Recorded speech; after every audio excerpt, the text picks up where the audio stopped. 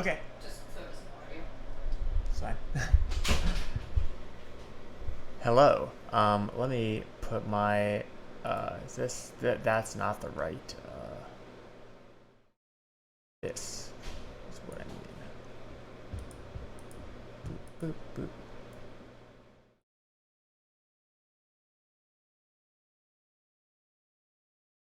Can I move this? No, that's me. That's fine. Give us money. Y'all know where to do that. Gonna pull up Twitch chat also. Hello. Hello, people. Friends and soon friends and maybe enemies. I hope not any enemies are here. Hey, Lillian, what is going on? Miss you too.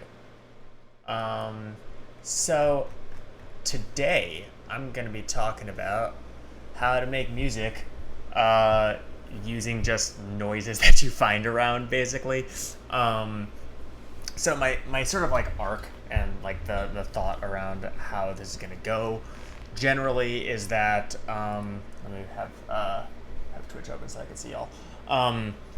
Is to talk for a bit and just kind of like show some tools that I like and stuff like that, and then we'll get into kind of building some kind of track. I don't know if it's going to be any good or if it's going to be like anything by the end of this, but like figure that's good, a good thing to do. So and another thing is that something's going on with my mixer. I need to like actually tweak with it a bit, and don't have time to do that right now.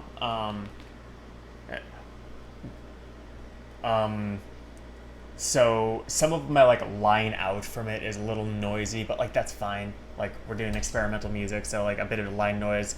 Like I've made entire drum kits out of line noise, so like it's fine. But for me anyway. But that's might cause some problems. I don't think it'll cause many problems though. Hey Flan, what's going on?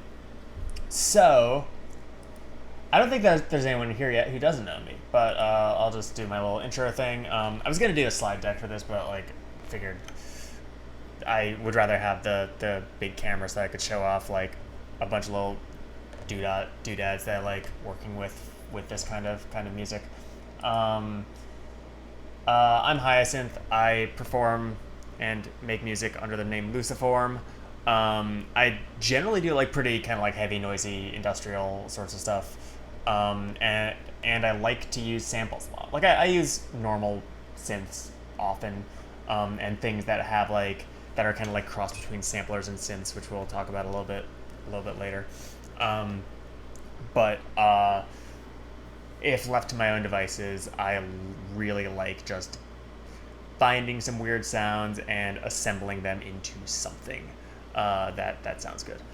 If any of you follow me on Twitter or whatever, I posted a song that,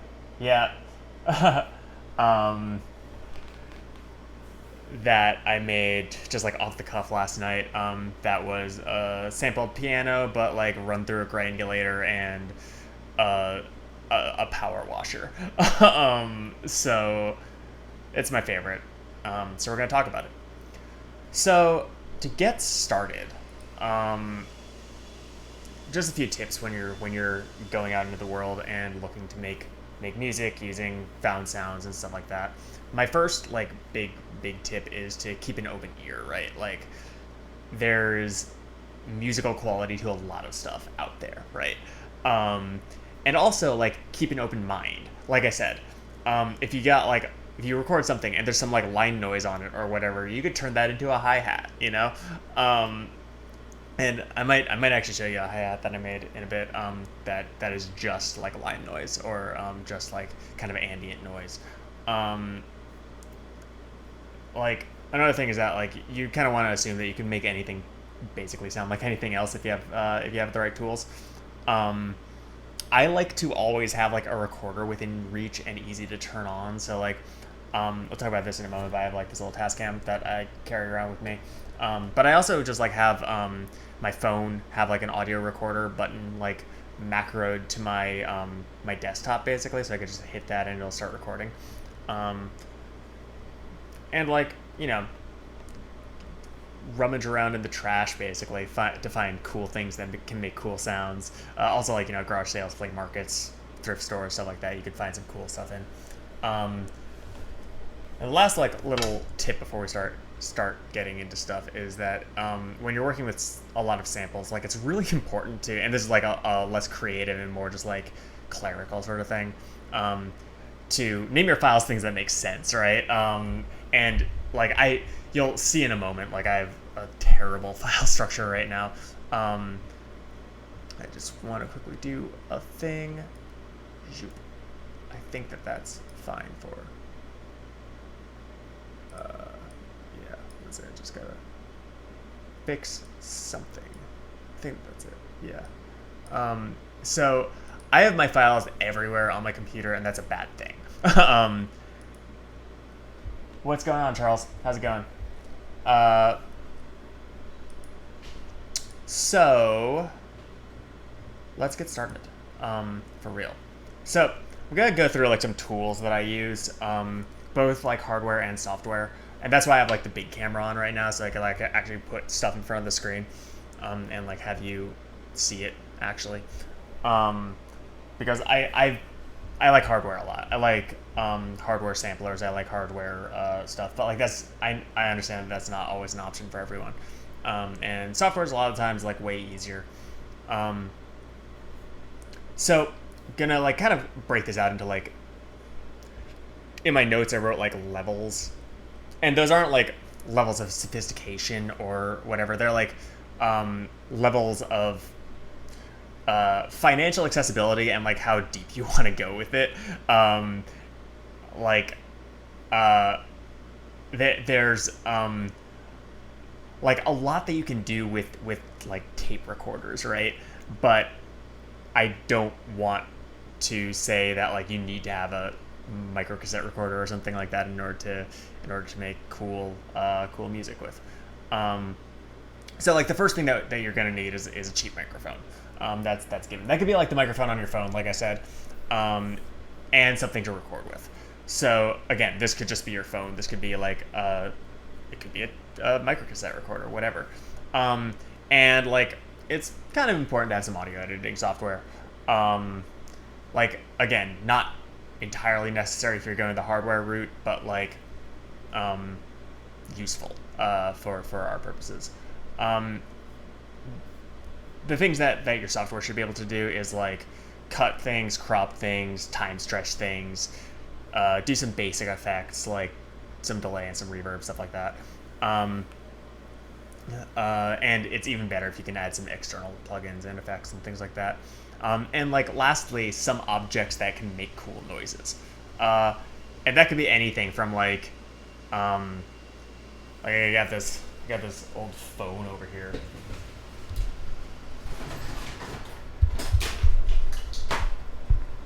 This thing can make some cool noises. Oh, like, got whatever mechanisms that this thing has. Got some, there's a thing that makes like a plinky sound in here, but I don't know where exactly it is. I just pulled this out of the trash, If you become like the friend that all your friends know as the person that they give old garbage that they pulled out of the trash to, you'll get a lot of stuff that way. I've found.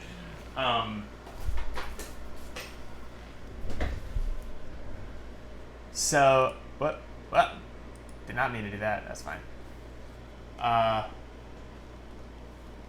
Yeah. Also, donate if you can. There's a thing that way. And withfriends.co/babycastles if you want to give a recurring thing, right? I totally didn't. It's that way, I think. Whatever, it's fine. Everything's reversed. So like level 2 when it comes to tools and stuff like that you're gonna wanna think about is like it's useful to have a dedicated recorder, right? Like but this is I don't know how much I spent on this, but it wasn't too much. It's not like good, but it is fast and it is like dedicated again. Like I've been like, especially lately, way into dedicated devices for stuff, right? Like like for a bunch of reasons. Like, you know, it's not good that all of our things are in one place, right? Necessarily, like, because that makes it us easier to spy on and stuff like that. Security stuff notwithstanding, though, like, it's audio files take up a lot of space. It's nice to have just like them set to the side if you're gonna do that. Go this route.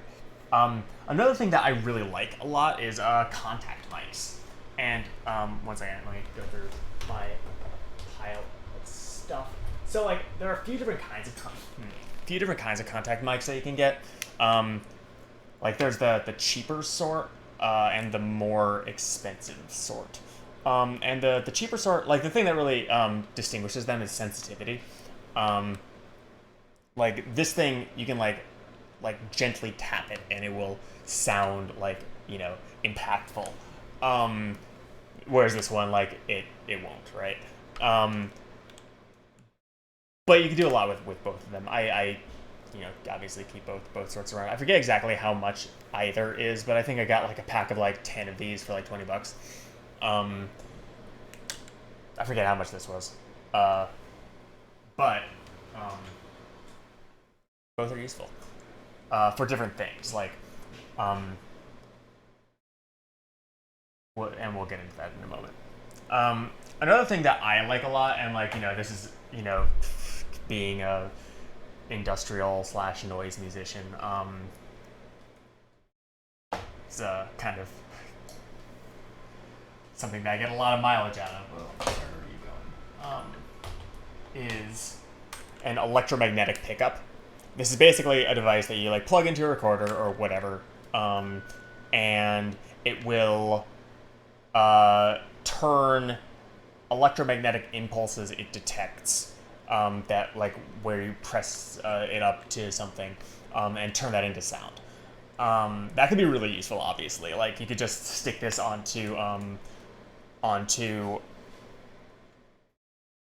some kind of like, you know, I had this little floppy fish that my cat is scared of. It's a cat toy, but my cat doesn't like it. So I plug this thing onto it, and it makes this pulsed like kind of sound from the motors going and stuff like that. If any of you caught my my little like bedroom set that I played on Friday, there's this one kick that was going kind of frequently throughout the whole thing, and that was one of these.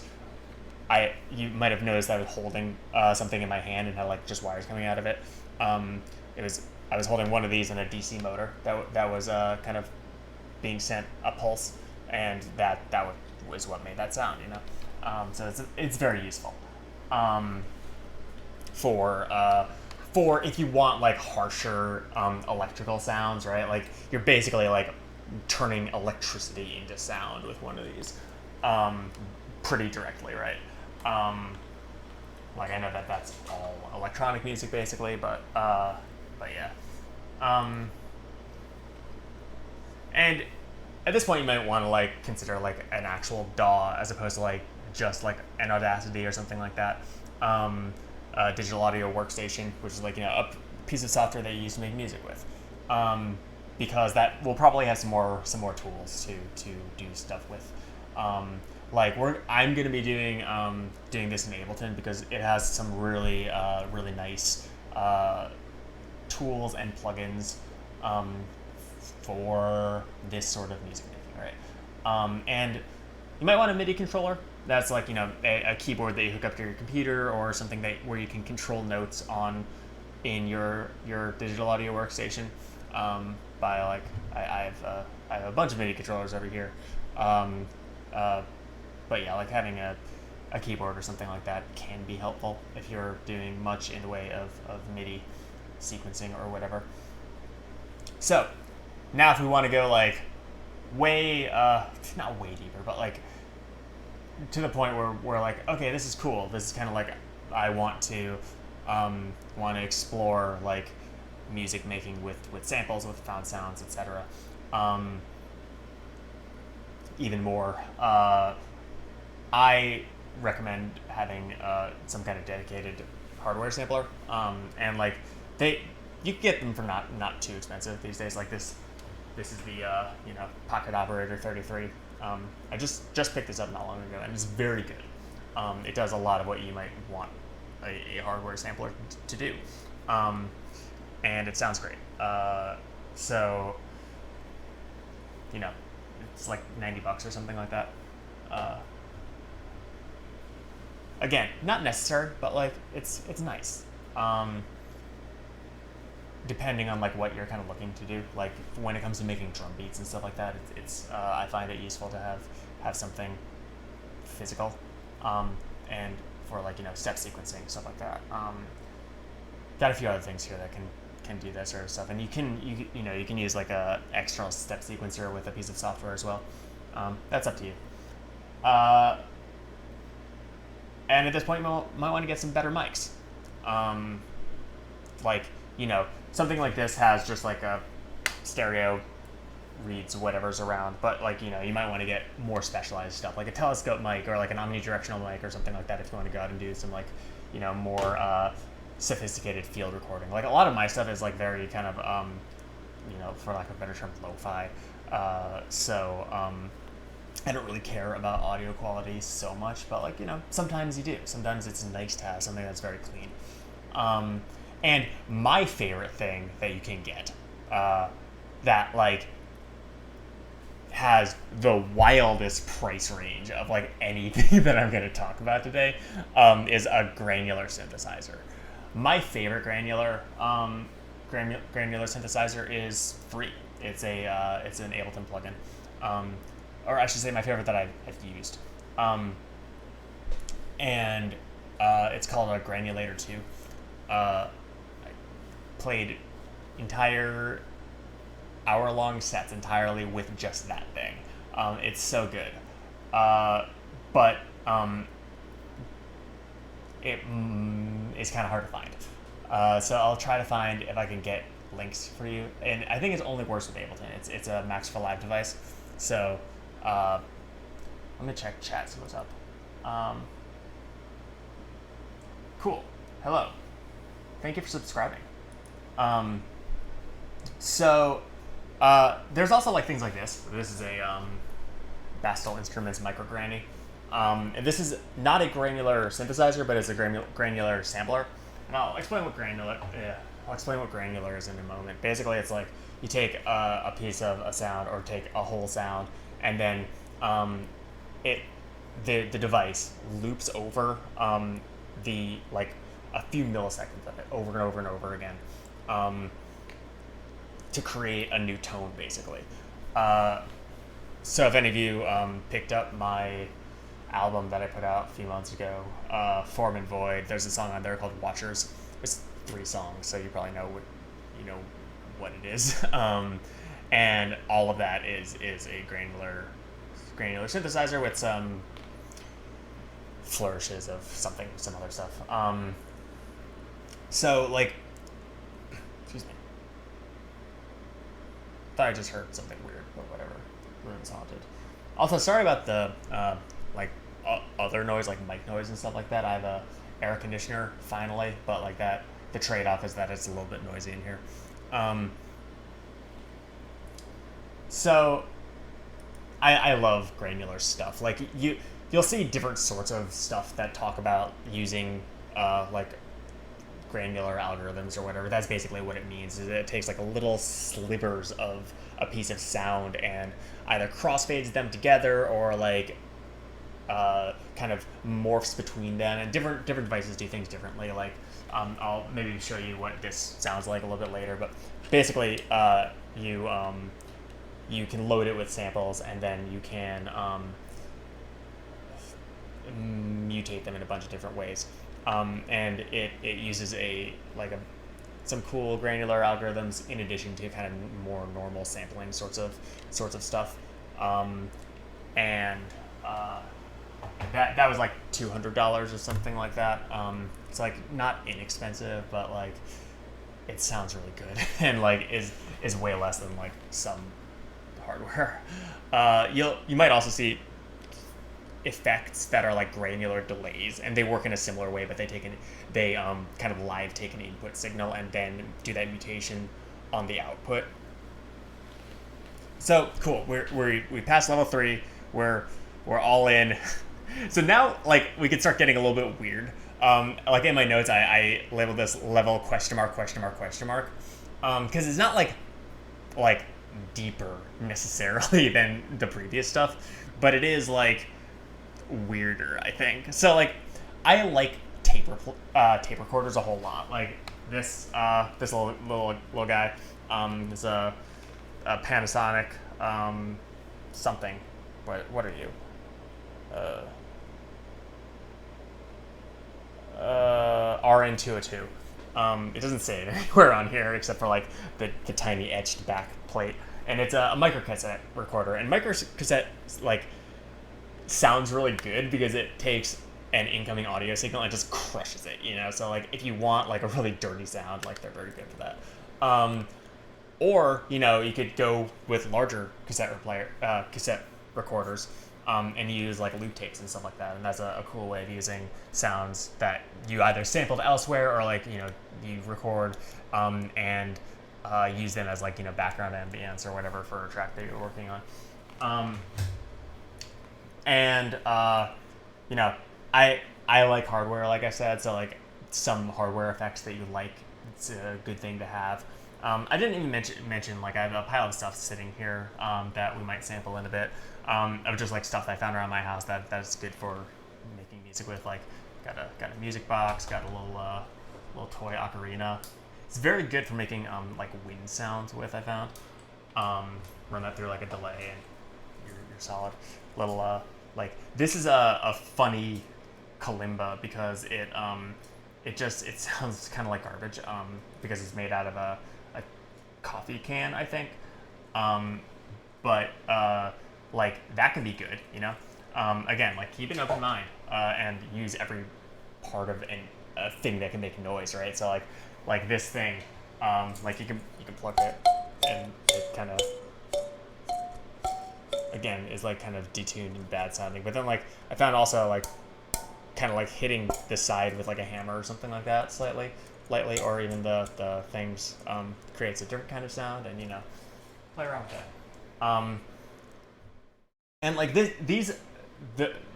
pile of stuff here is like interesting because it these are like instruments, but or like they're things that are designed to make music, but like I think that, you know, you can take that and use them for something else and like use for a kind of music that maybe they weren't intended to make or something like that. It's fun. But you know, you can also just make stuff out of whatever you find, and we're going to talk about that in a moment.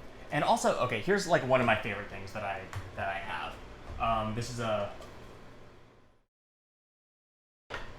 Chroma Electronics field kit. I don't know if y'all can see that.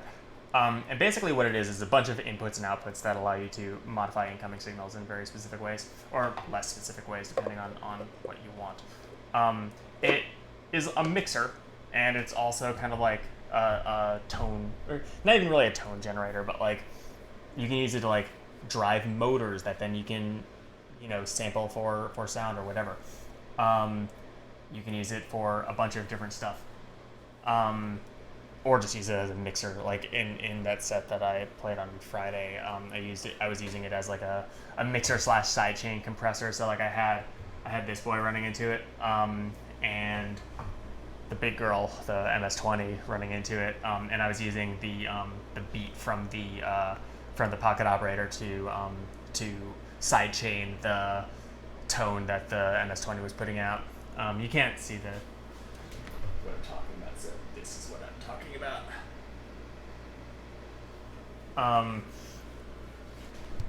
So yeah, so let's jump into making some stuff. So here's that is not what I meant for it to be. I have this thing called sound. I hate that. Okay, so here's some sounds that I just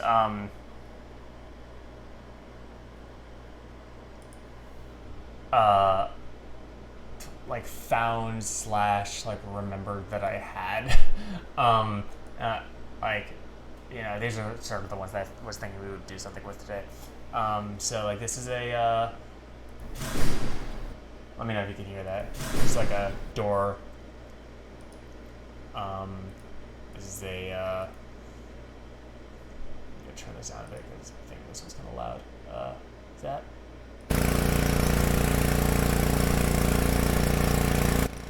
That's, is there just like a master volume? Is this, no. Yeah, there we go. Yeah, this is a, my stepmom's power washer. It's not getting quieter, that's fine. This is just some thunder. Like, heard that I was thundering the other day, so I just dashed out in order to some firecrackers. Do something with that.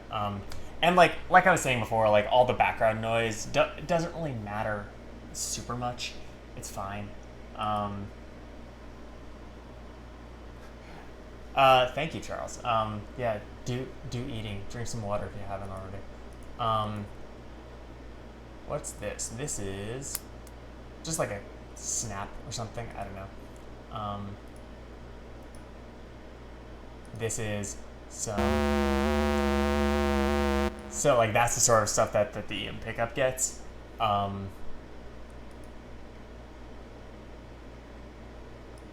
This is, let's see,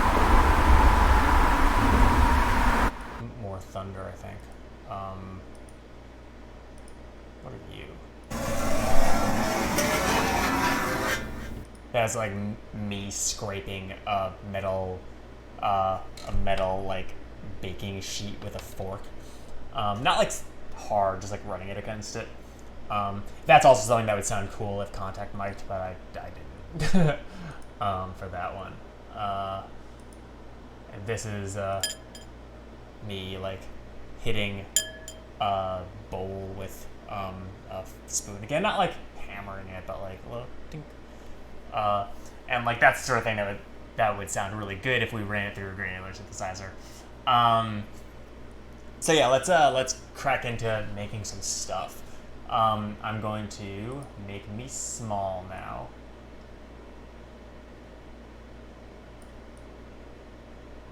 Yeah, I should have done this to show what the waveforms look like and stuff like that. That's fine. Forgot. Okay, gonna pull chat back up. All right, so we're in Ableton, and I like, so if you haven't used Ableton before, I'm gonna try to talk through like how it works as best I can. I only have like half an hour left. Weird. Okay, this might go a little late. I don't know. I'm, as a result, probably not gonna have something like done by the time we're done. So here's our sounds, and I'm just gonna make a folder in here.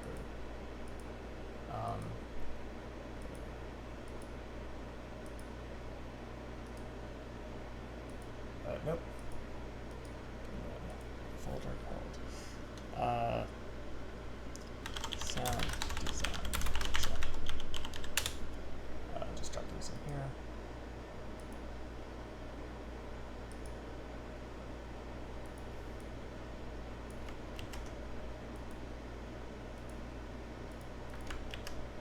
I do really need to like go through all of my sounds and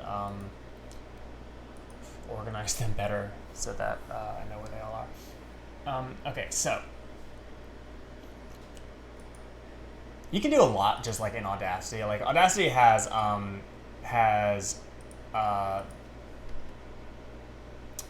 me pull up that EM pickup sound. Has pulse stretch built into it. So let's just click this. We'll make a new one and paste it. And now, if you've never heard of pulse stretch before, it's like an extreme time stretching thing. So like we can like stretch by a factor of 100 or whatever. And now that sounds pretty cool. And so then we could like let's actually export that because I think that sounds cool.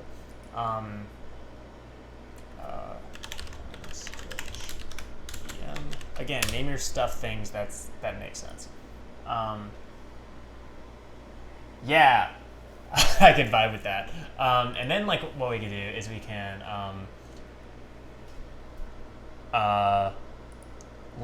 so I'm gonna pull out Granulator to start. I wasn't gonna do that, but why not? So here we got Granulator 2, my favorite software granular synthesizer. And we're going to go and grab Unite update.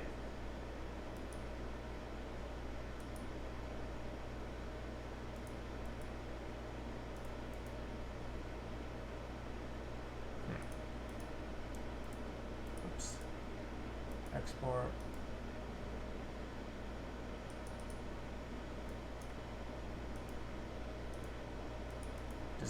Might need to be an MP3.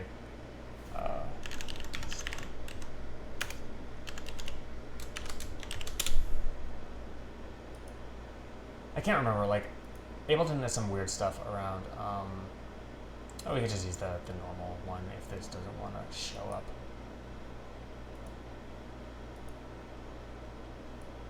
Yeah, that's fine.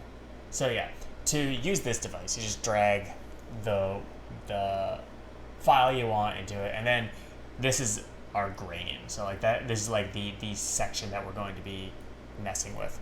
And let me know if you can hear that.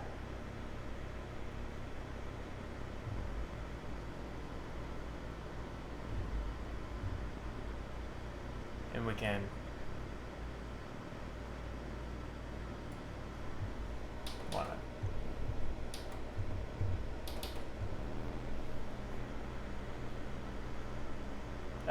can be kind of cool. So this, as you can see, like I'll just throw it on hold.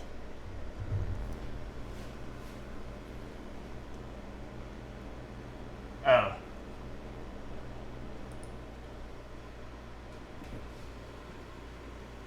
That is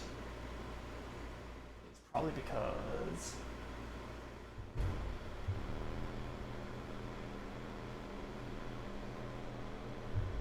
can you hear that?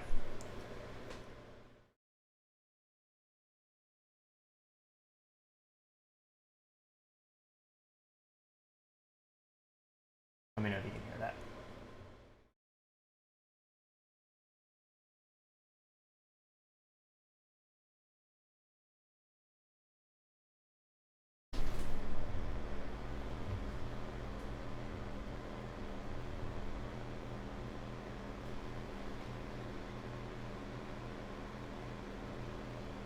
Anything?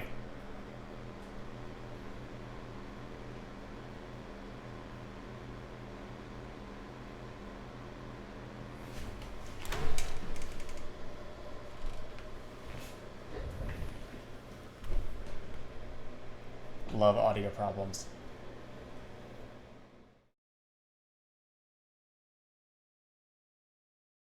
Okay.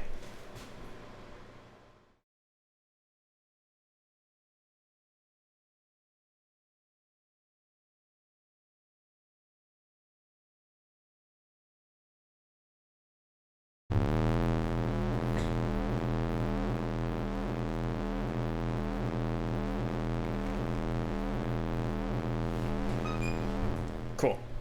Okay, sorry about that. So I'm not going to show you like my audio setup, but just believe me, that's a nightmare right now. Cool. So what's going on here is this. Again, I'm going to throw it on hold. This is basically playing this over and over again and creating these sort of like looped volume waves, right? So like this is kind of like what both the volume and the section that is playing is doing, and it's kind of like crossfading each sliver into each other. We can move this around.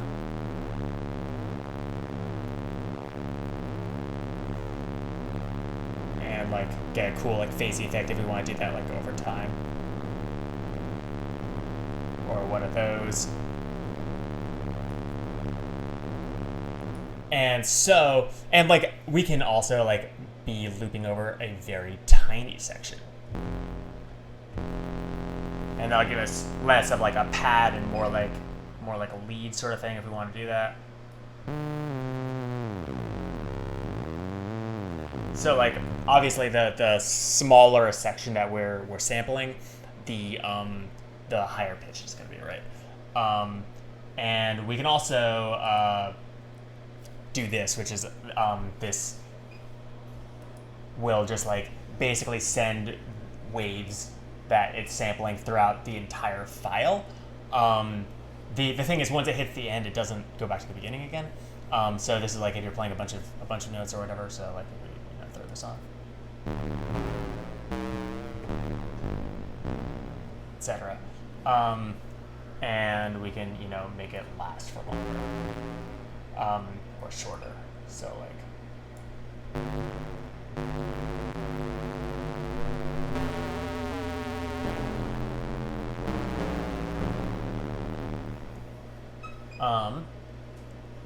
Cool. So yeah, let's just like throw one of these down because I wanna.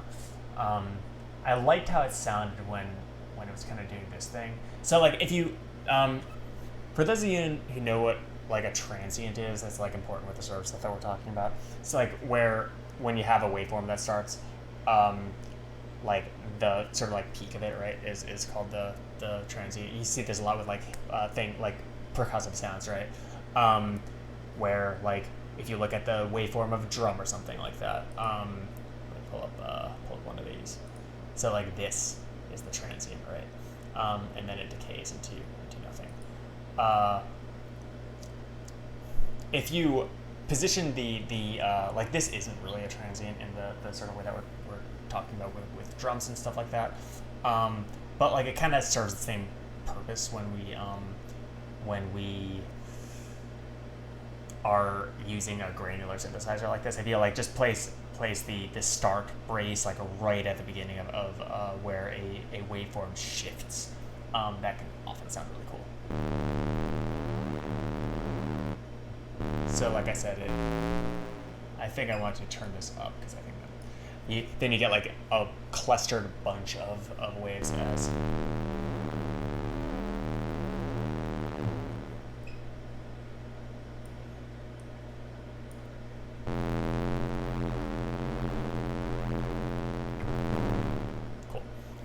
Whatever. I'm not gonna mess around with this too much. So yeah, let's.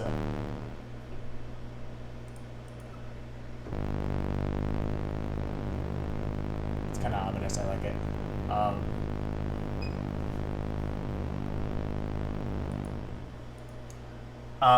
All right. So that's the basics of granular synthesis. We also have like filtering with this thing, obviously, because it's a synthesizer. So.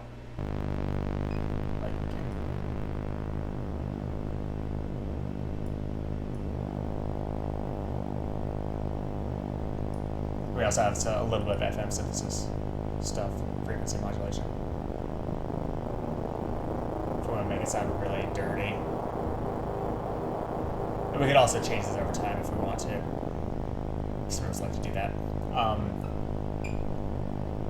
Cool. So let's do something with these. I think that we can make like a cool drum with we're gonna make a new MIDI track. So for those of you who are unaware, which I think is not a lot of you, but maybe some of you,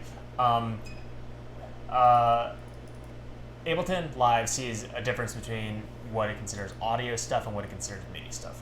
Audio stuff is just like raw audio, so we could take like this, stick it in here, and then it's that sound, right? And that's all it cares about. So like that's if you're recording a guitar, recording an external instrument, whatever. MIDI is basically control signals. So it's like I'll just show you what MIDI looks like. So like here we have like, we could put some notes in, whatever. These are not good notes, but whatever. I'm just kind of randomly clicking stuff. And then when we play this, it will send these notes. Let's actually put it in something that we can hear, to a thing that creates the sound. So, cool. Most of the time, today I'm going to be working with MIDI, but like just using audio is super useful with this sort of stuff. So I'm going to open up Ableton's sampler. So it has all these categories of like different sorts of stuff. If you have Live, it comes with a really good software sampler. So I'm gonna just drop this right here. And so this is a MIDI device. The thing that's making the sound though will be some kind of audio.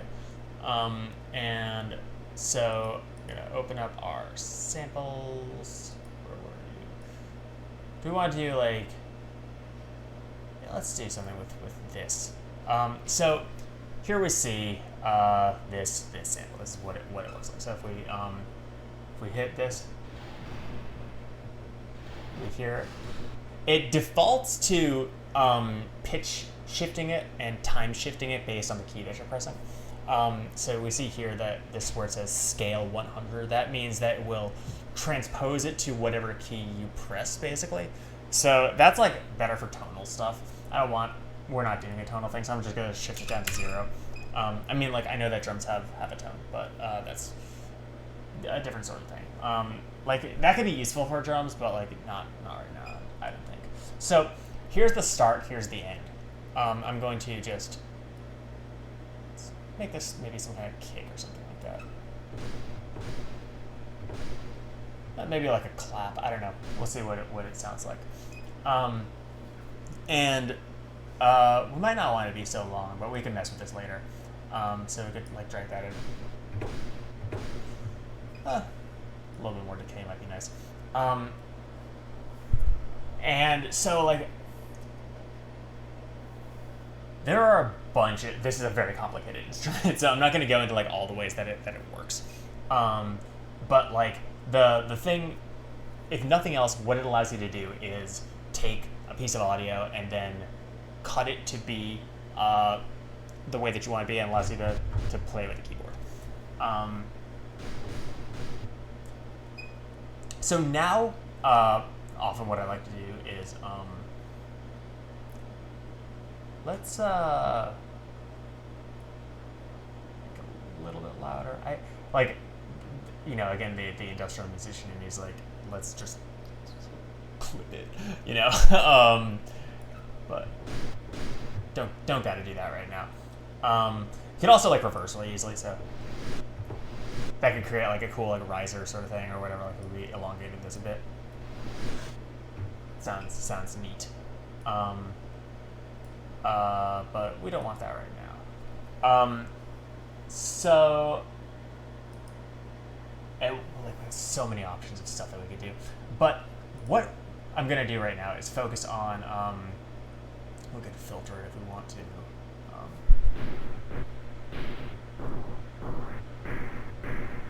I like there. So for those of you who don't know what a filter is basically you got like an incoming signal of some description. It takes part of the frequency and cuts it out. So this is what we call a low pass filter, because the low end passes through, whereas the high end can get cut out. So like it's like how you can create some cool like underwater sounding stuff. So like there it's really filtered, here it's less. And as we move this up, that's what we call adding resonance to it. You see here it says resonance. And that just means that we're emphasizing the frequency around where the filter's cutoff is. The cutoff is where we are cutting out the frequency. I like that. So now what I like to do is add a bunch of effects. It's a little brute force. sometimes, but like whatever. So one thing that for drums that I really love is a sort of effect called a Transient Shaper. Show you this one. I'll boost this one if I could find it. Where are you? You there? Is this you? No, that's a distortion. I like distortion a lot too, but we're not doing that right now. Where are you? Where did I put this dang thing? Multiplan Dynamics.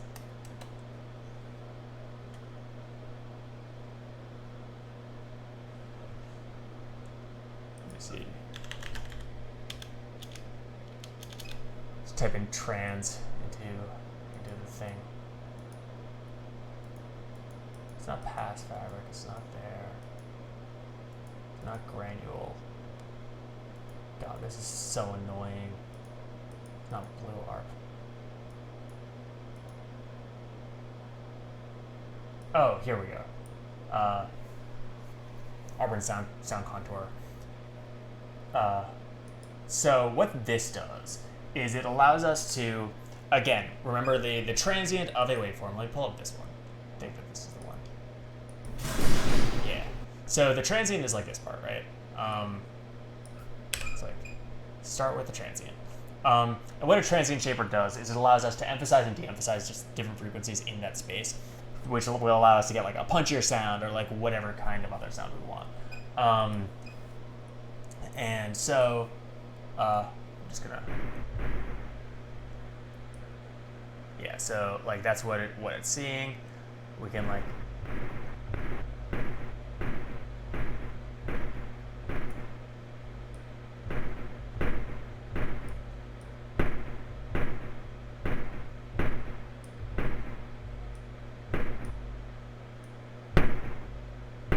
there we go. Just clip it. I'm gonna turn that down.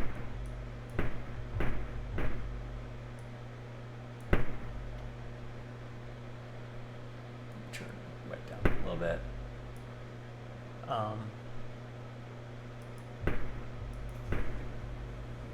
This also allows us to filter. There's this knob here called Mood. I don't know what that does.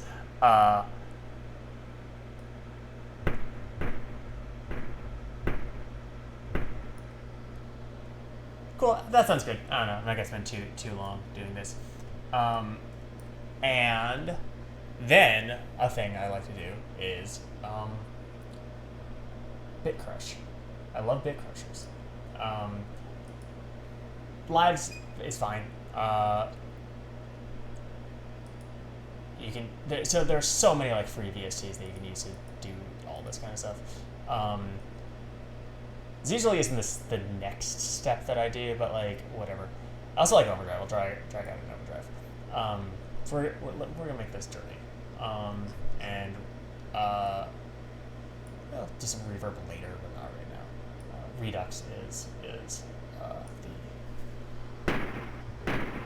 so this basically allows us to cut out the information that just so like we can make it just like really dirty and not smell like anything. So if you like, all you people who like, glitch art and stuff like that, and that's fun to like to also like play with over time, right?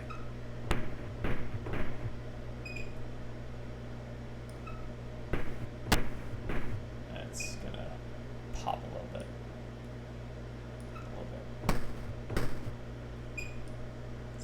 Let's fuzzy.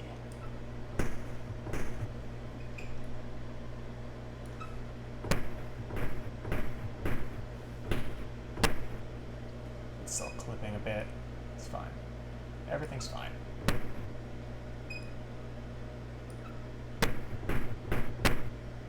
It's only clipping sometimes though. I'm gonna turn down the wet mix here. So you might hear the terms dry and wet get thrown around a lot, And what that means basically is like how much of the unaffected signal is going through and how much of the affected signal. Sometimes it's just like one knob from dry to wet. Sometimes it's two, so like you can kind of mix them in parallel, which is very useful. Turn that down a little bit. Still, wonder if that's. Yeah, that's.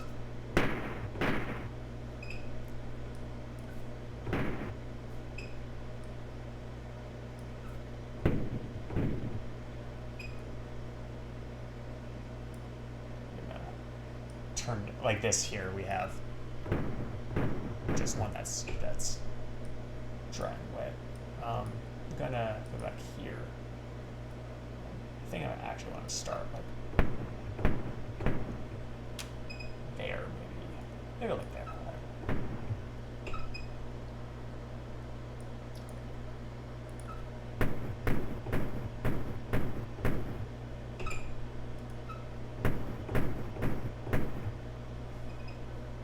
Now let's throw some compression on. So Live has a bunch of compressors. There's like a normal compressor, and then there's what's called a glue compressor. Glue compression is pretty good for drums.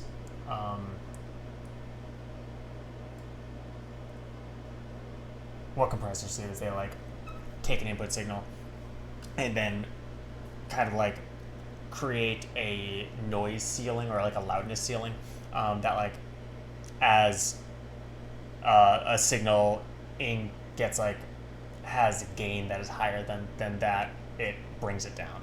So it allows you to like mess with the perceptual dynamics of an input signal.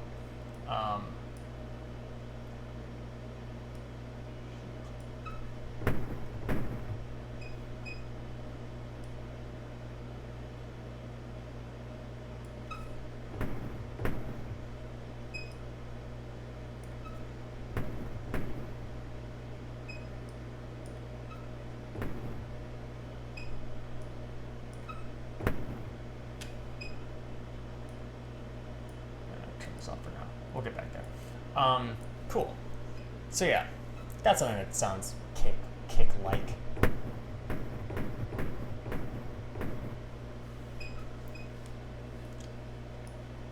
And so, I'm gonna switch over here. Is this? No. Oh, was that our thing? Yeah, it was. Oops. Get rid of all that. I'll just call this kick for now. It might fulfill a different role. So, as I was saying before, though, we can also create some really interesting effects with. Oh wow, we are almost out of time. If you don't mind, I might just like kick around on stream and kind of talk through my process for a little bit longer, because I think I like just talked too long.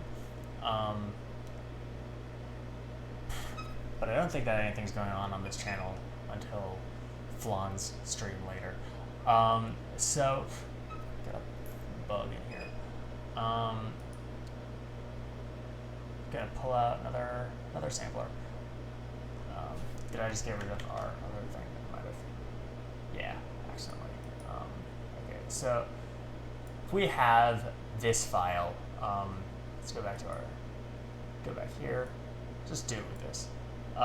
We can like do some really cool stuff with like just like this, for instance. So I think like a little bit.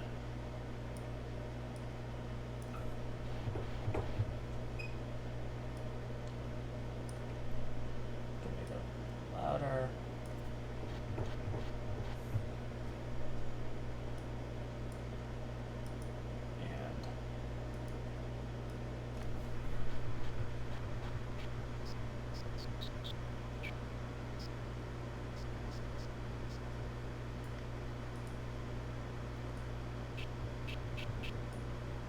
I also want to shift this up to 0.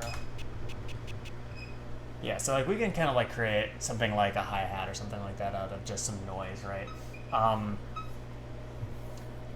Like even this with like completely without any effects on it. Let's just put down a MIDI clip, and it doesn't matter what note we do because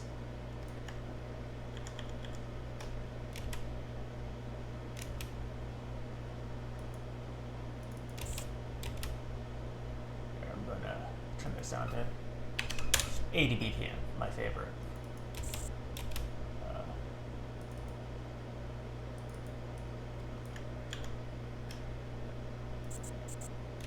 Yeah, so like that could become something. So let's pull out our Transient Shaper again, and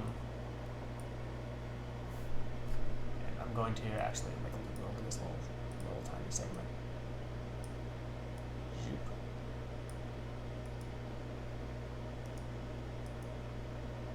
Hide you.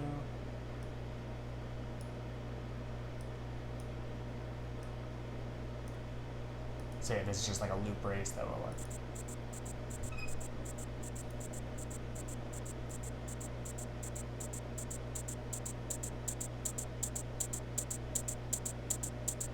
A little bit of drive.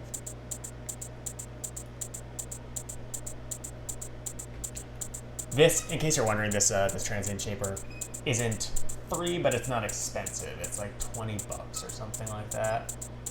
It's on itch.io. It's called Couture by Auburn Sounds.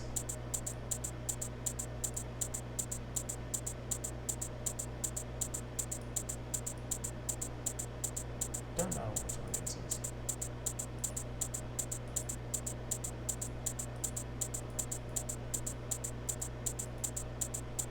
Sounds okay.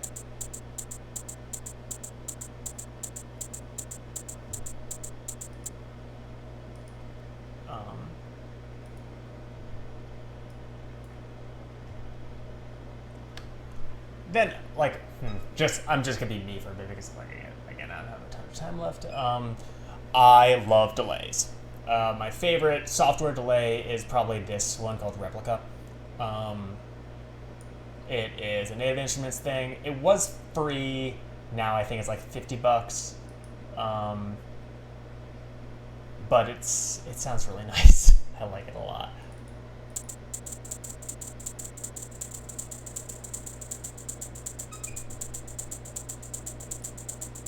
Got that good, like, you can make it self-oscillate really easily.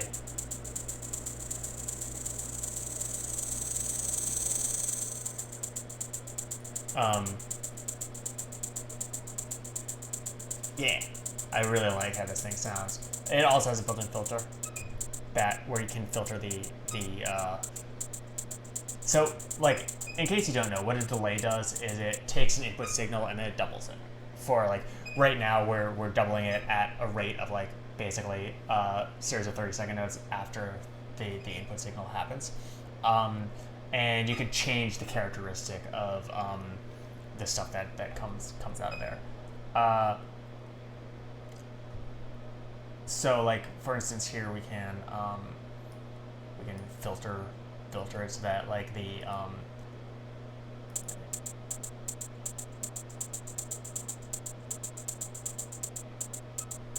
you can hear the doubles are like way lower than the original, right? Saturated. There's also a few different delay modes with this, so like.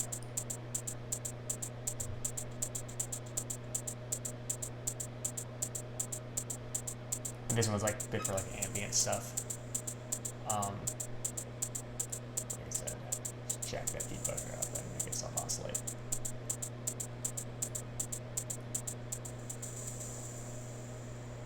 And we could just make it like only the delay rather than the this.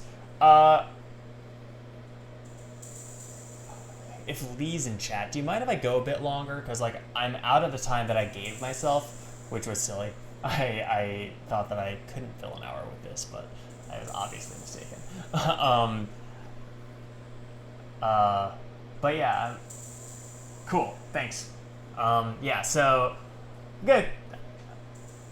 I'm just gonna keep on making something, and y'all are free to stick around. And if you can and want to, there is a Venmo link over there.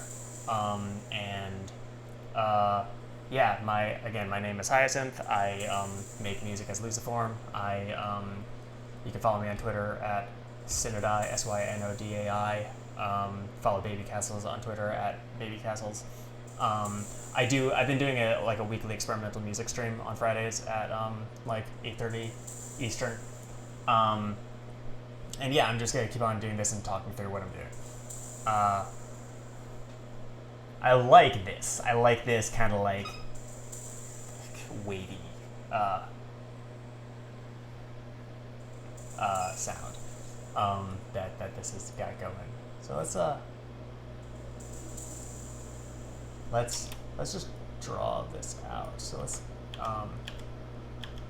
gonna be kind of weird because but that's fine. I think. Yeah.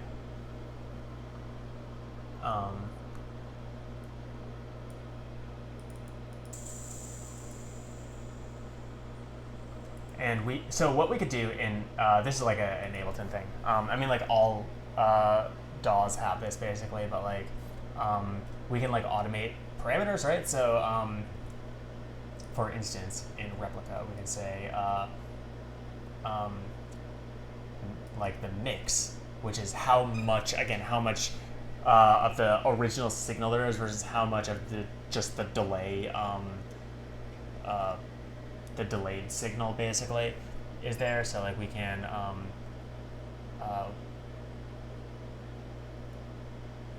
start by having like not a lot, but then we can make it more over time and then have it drop back down if we want. Take this out a bit more. We can so if any of you have done like any animation or anything like that, this will probably look familiar. You can think of these kind of like keyframes.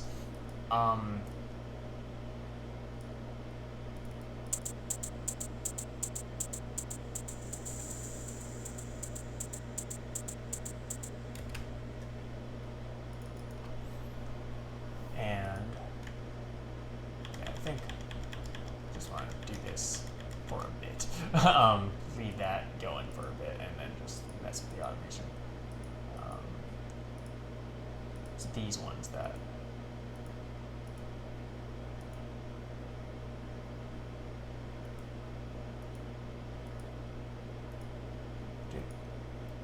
it's probably a better way to do this. I'm not like a master at Ableton or anything like that, but pretty good with it. Yeah, just like those. Want this to go up higher.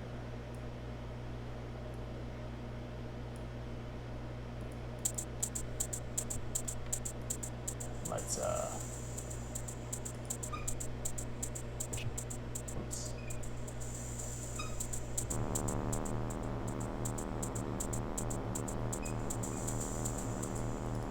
So I want to show y'all a trick that I love. So I'm just gonna lay down a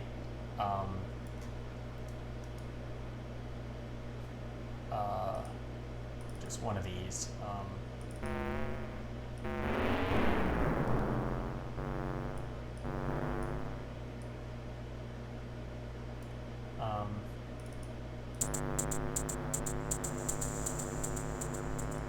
So something that I love doing, and anyone who is like, I like a set group of friends that I just like will endlessly send snippets of tracks to and whatever, and a little production technique that I just like love to do is like sidechain gating stuff to like a kick drum or whatever. We could use these hats for now.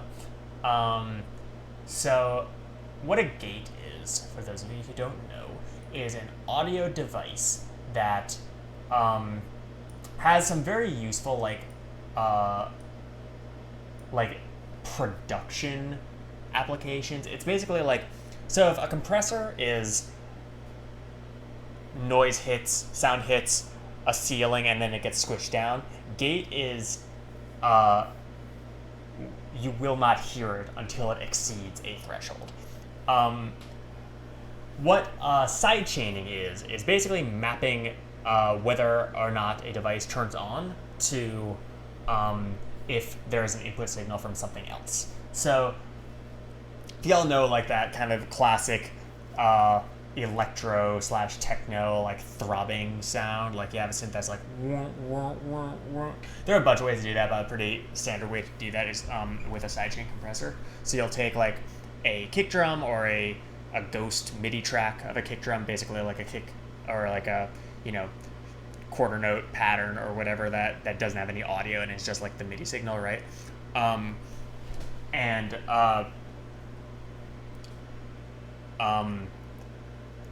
Make the compressor turn on only when that signal is being received, right? So then it ducks, makes the signal smaller when that kick drum is happening or whenever that signal is happening. You can do it with whatever you want, but it's pretty, like having it on a kick is pretty standard.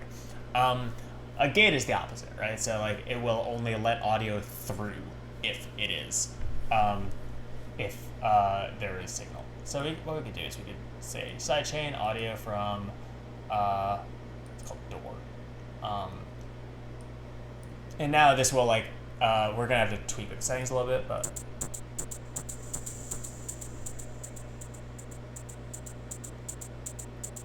we can make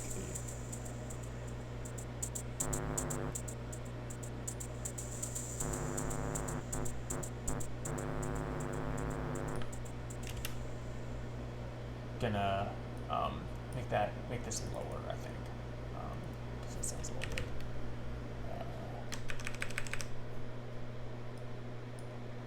Yeah.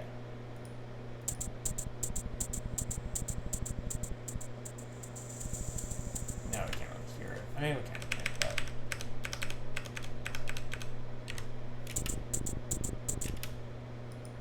I think I'm going to also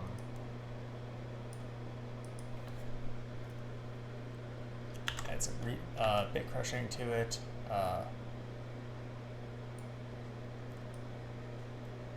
And some a little bit of reverb. Actually, you know what? I'm going to show you what a granular delay looks and sounds like. So, again, this is not free, but it's fine. It's not too expensive. It's fine. So basically, what this does is it does like a actually, this isn't a granular. I have a bunch of devices from these folks, but it's similar enough. What this will do is kind of like look back at a signal and blend like a past version of the signal into the present version of it. It's very cool. It sounds good.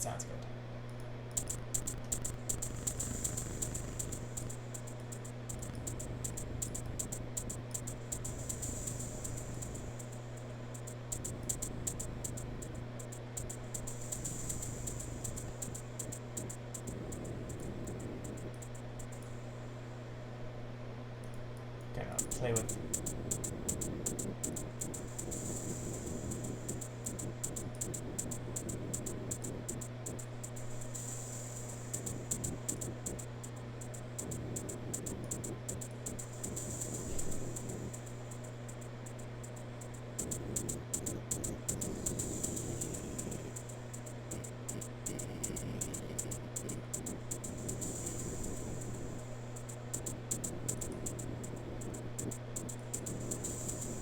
I don't want this to be more like tonal sounding.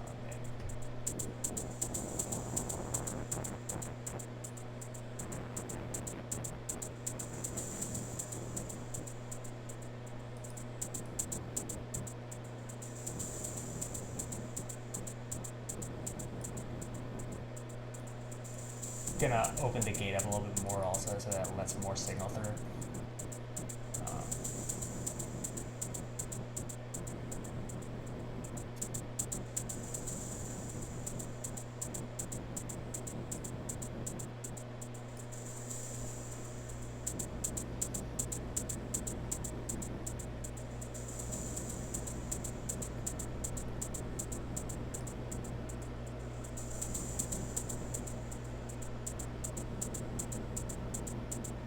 So let's put in this again, because we made this, but we didn't do anything with it yet.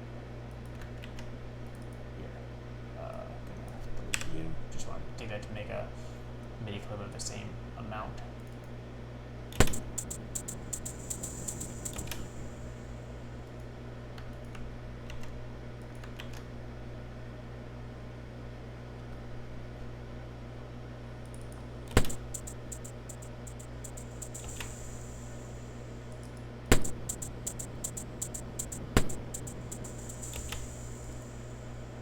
This out of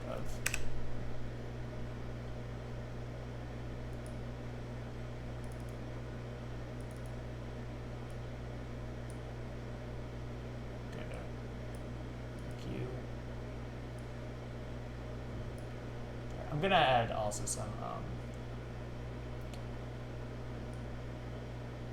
reverb on this.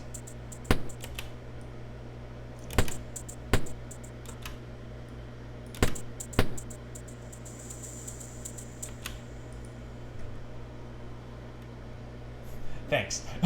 Thanks, Charles. We'd also filter it here.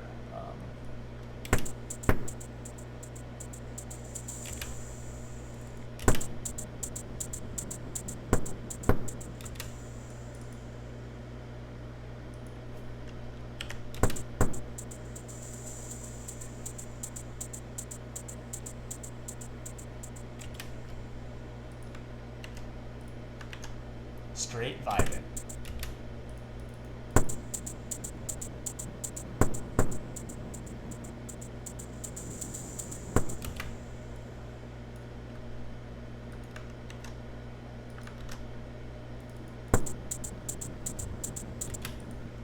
Let's give this, because we're getting weird, right? Let's give it some granular delay. This is my granular delay.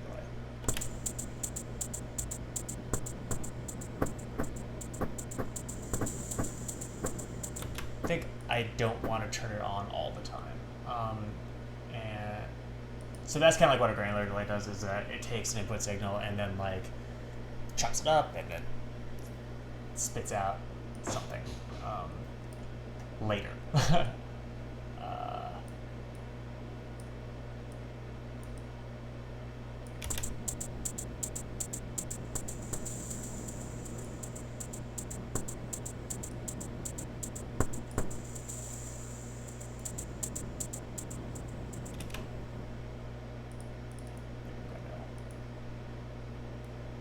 This.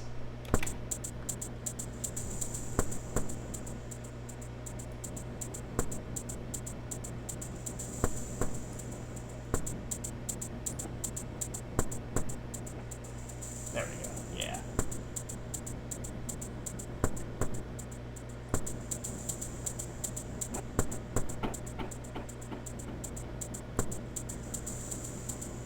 So, you've probably heard the term feedback before. That's basically just taking a signal and feeding the output of it back into the input of it.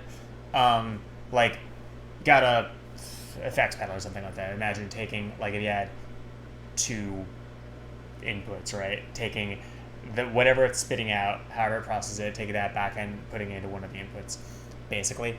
And you could do, create some like really cool textures with that. Like you heard me say the term self-oscillation before.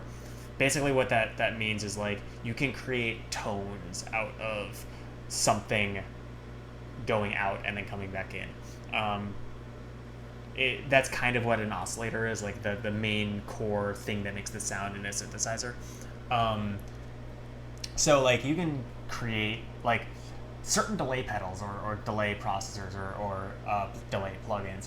You know, you can turn off the input signal and have a rhythm at a certain point because it's just constantly making new versions of itself, right?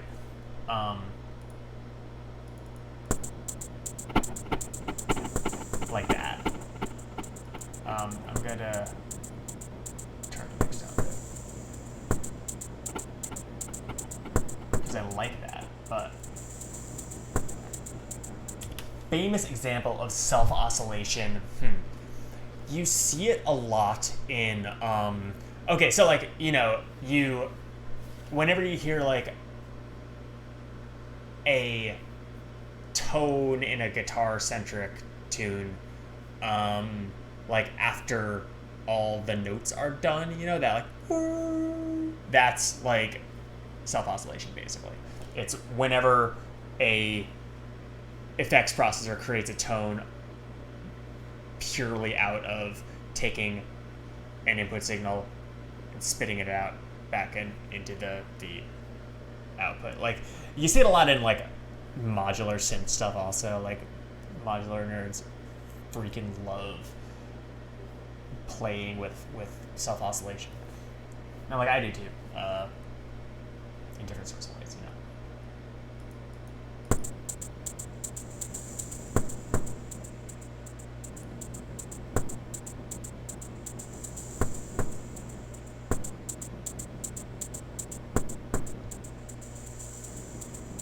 Yeah, like an electric guitar, precisely.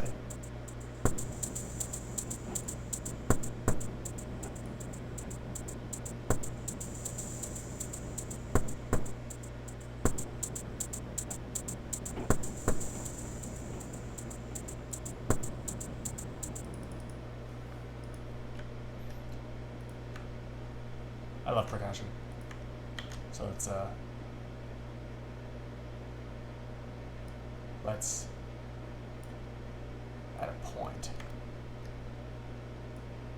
start changing our drums. This does sound like a lot, but it's fine.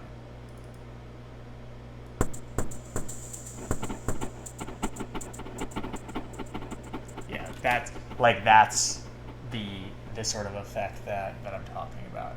And then we could also, like, we could throw more delays on here, honestly. Like, that's fine.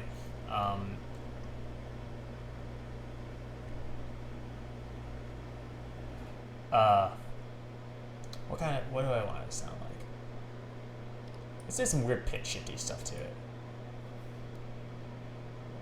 So yeah, I'm gonna so a thing that you could do is you could have an effect on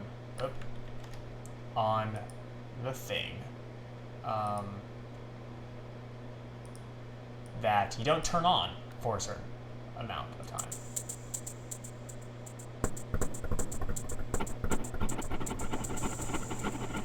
We got like that nice thing, and then we could just turn it off at a certain point. So like, here's a little trick. Like, sometimes it depends on the device, but like the buffer will clear when you turn it off. So like there won't be anything to. So I like to just see when the sound fully decays and turn it off at that point.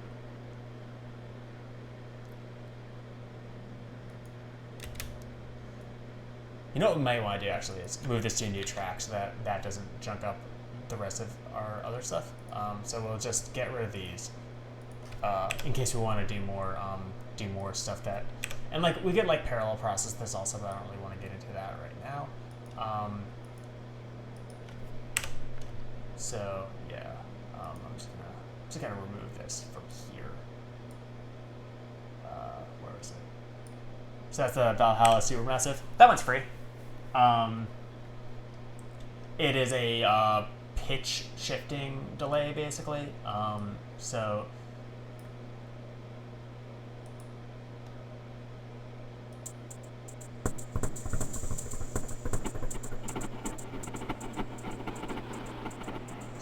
you can see it can like change the pitch of that. There, you'll see something the term modulation thrown around a lot also. So I don't know if Pepper's in chat right now. That's one of their favorite words. Basically, like that's how quickly it does the thing. A modulation basically just means change over time. So like the modulation rate is it like if you think of a sine wave, that's how many peaks there are within a certain amount of time. Good.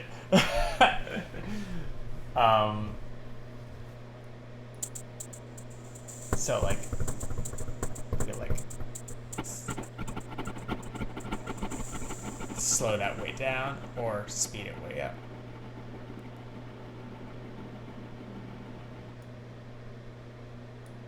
And as you see, like, it stops, it can stop. We can also like use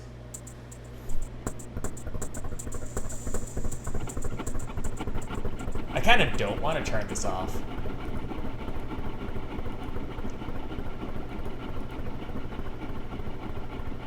So like this is what I'm talking about with self-oscillation. Like we could just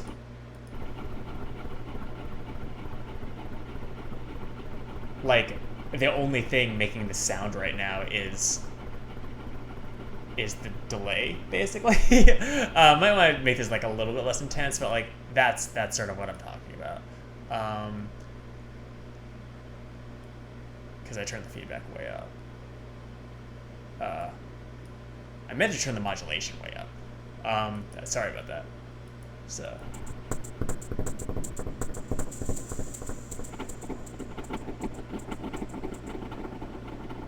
So you can get this like fluttery effect, and that's basically because we're putting more sine waves within one thing. Depth is basically like how far it goes, kind of like, because like it doesn't say what exactly it's modulating, but I think that it is like a cutoff frequency basically.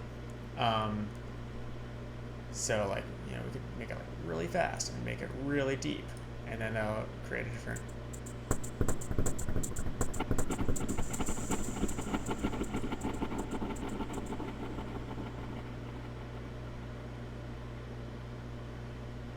Ooh, that's faster. I'm tired. If you can't tell. I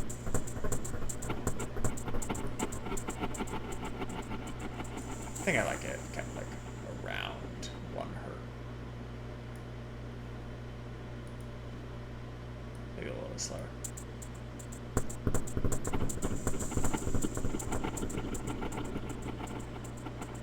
Back off the mix a little bit.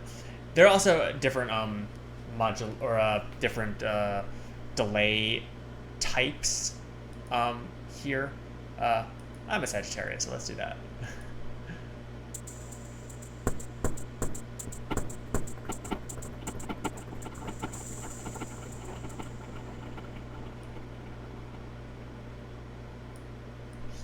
Turn it up a bit.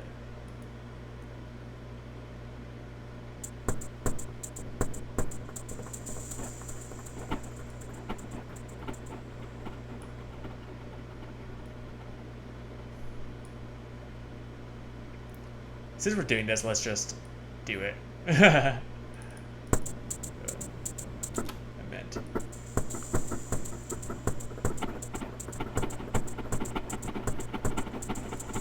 Right, it's gonna, the delay is gonna compound, so that's not a good idea. What's a grand annihilator?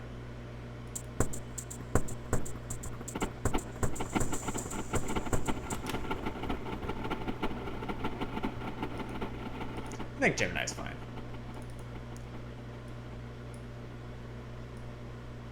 Oops.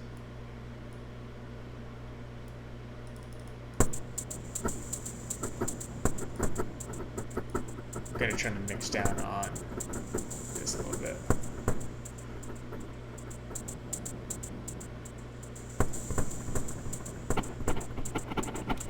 Turn the mix down on that also a little bit.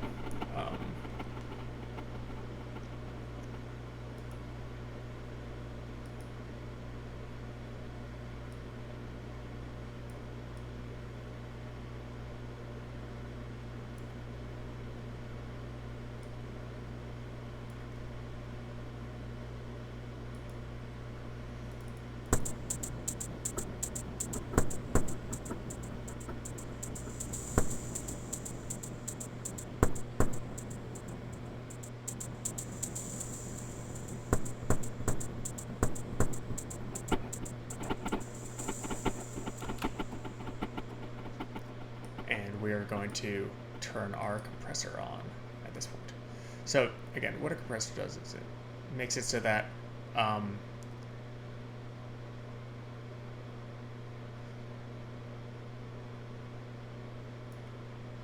think that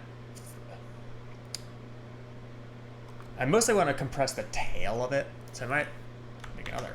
And this be for normal, this one be for little, and this one I'm just going to turn on. Whoops.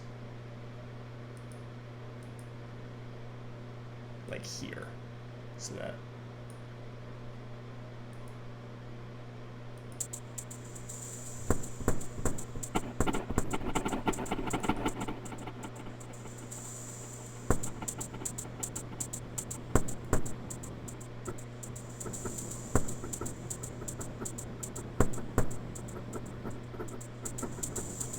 this is dangerous because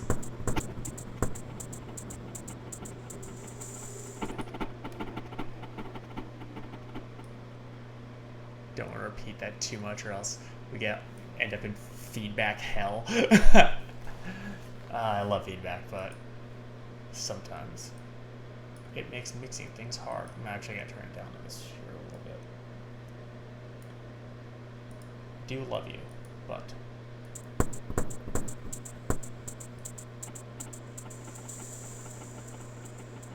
yeah, that's better. And yeah, I want to turn you on. Oops. I meant to re-enable automation, but yeah, I'm going to turn you on like right here. Where?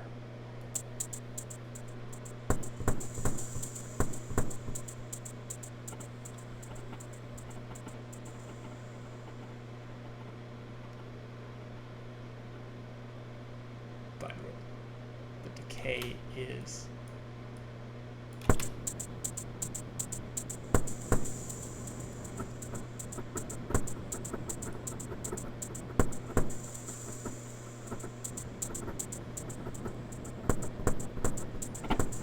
Yeah, let's make it go crazy.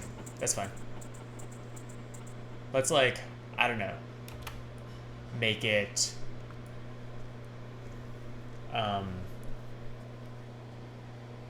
yeah, I was like, I don't know. It doesn't matter to me. I'm just doing this, do what I feel. Let's up the energy a little bit.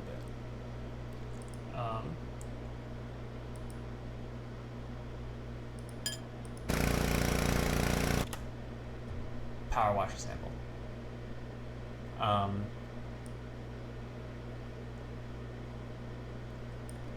We're gonna add a new. Not mean to do that. We're gonna add a new MIDI track. Make.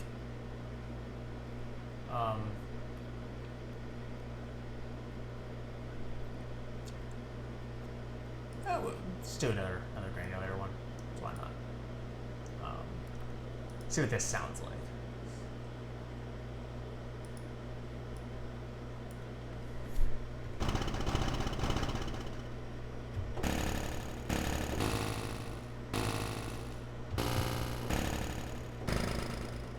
Yeah, so let's up the grain.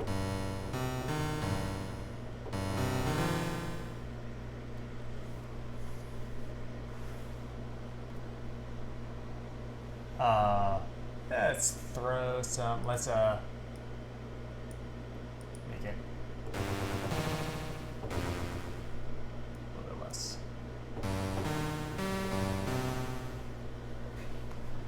Yeah, synth power washer. Let's filter a little bit.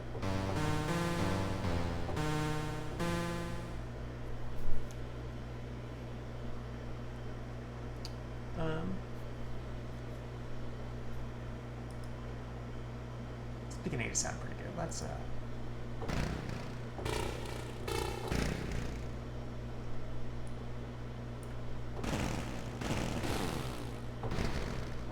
that's pretty cool, but it's a different sort of vibe than what it was a moment ago. It's,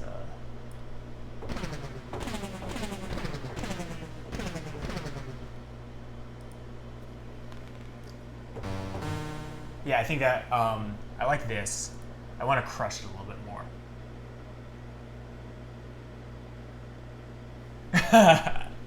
Yeah, I could give everyone these samples also, just play with if you want. The ones that we're using today. What's going on, Cresno?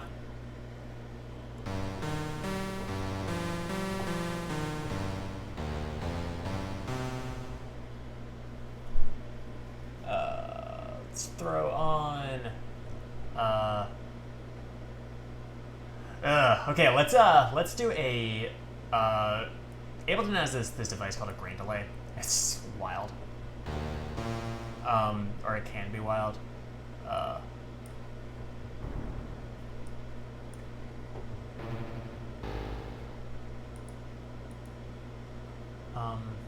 Just gonna use one of their presets.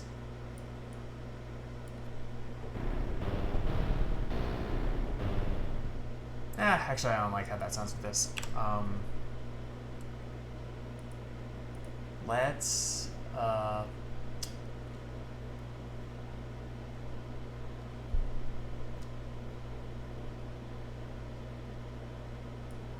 erosion, always good. This basically just adds some like kind of grit to it. It already has a bunch of grit, obviously, but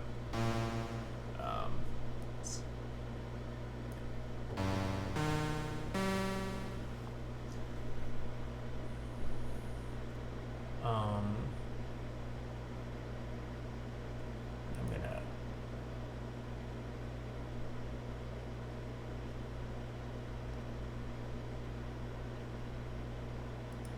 pass fabric. No, I think that we want.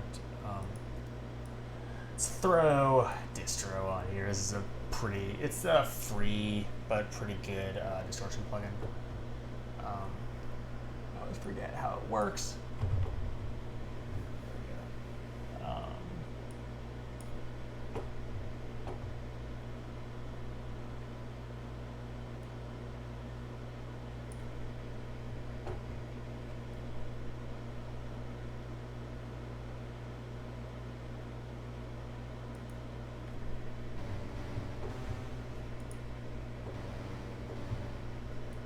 The usual one of their presets also. There we go. Whoa. Hello.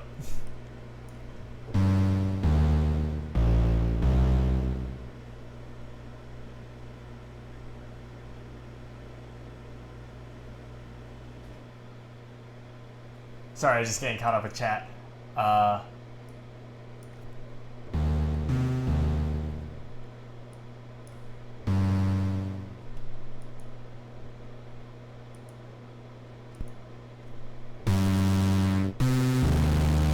There we go.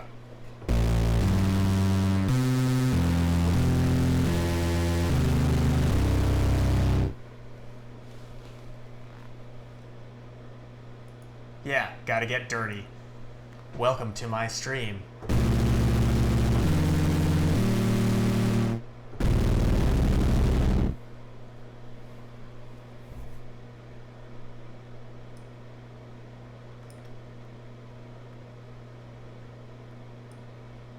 So yeah, so let's do some MIDI. What do we want this to sound like?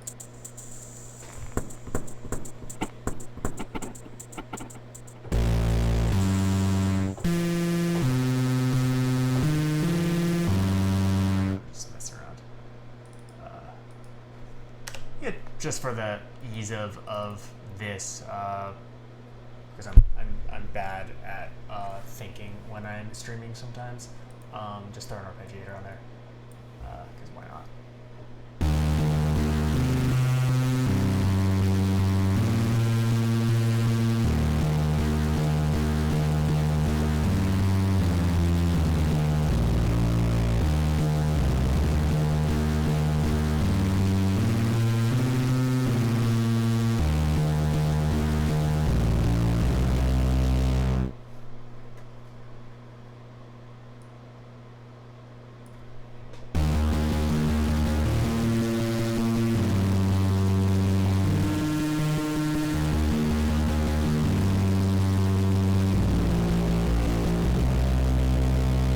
like that. It's an entirely different vibe than what we were doing before, but that's fine.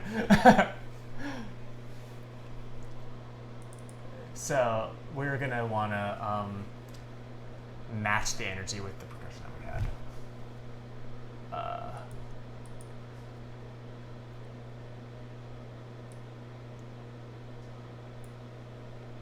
Here.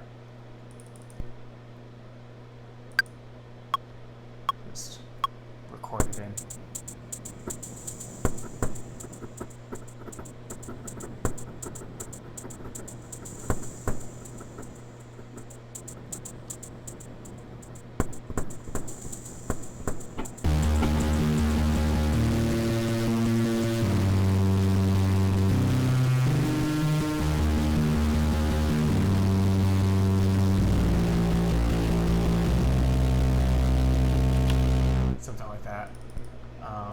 And can just figure out what the percussion is doing now.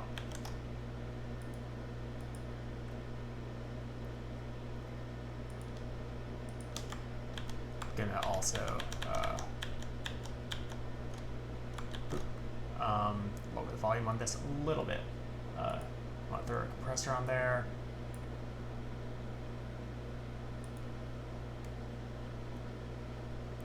Also with arpeggiations, I like doing some beat repeating. So let's see what that sounds like.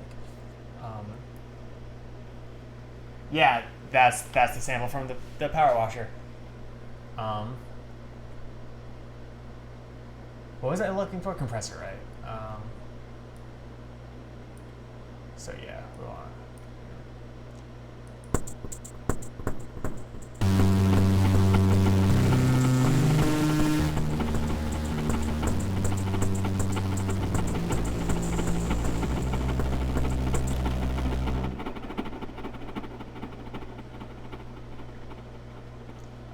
and I said a beat repeater. So basically what this does is like every X amount of times it will just like loop what the last thing was that it heard.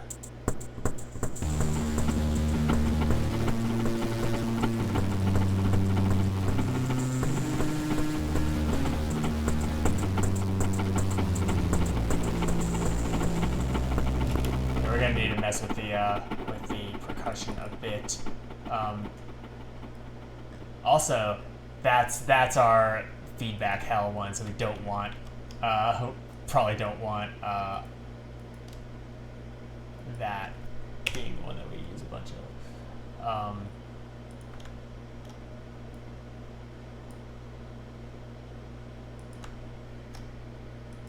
Yeah.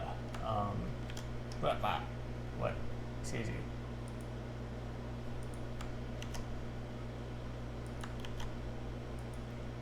It could do kind of like a 4 on the floor sort of groove.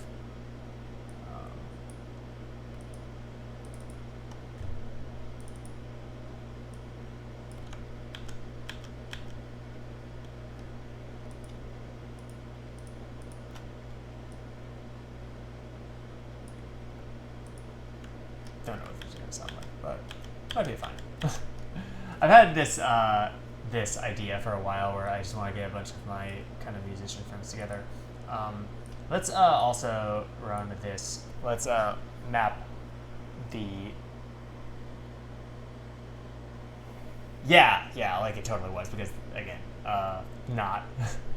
I was kind of doing something else, but we'll change it and make it this, because I'm into this. Let's I'm gonna also get rid of the hats here.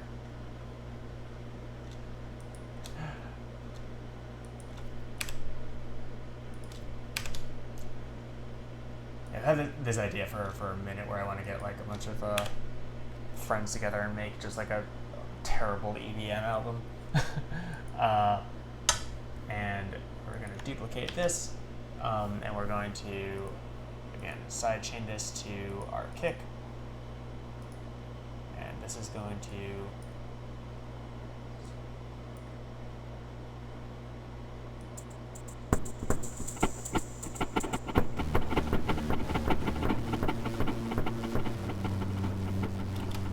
I can see that being okay. But this actually I don't think belongs anymore because like the thing is not doing the same rhythm. It's fine.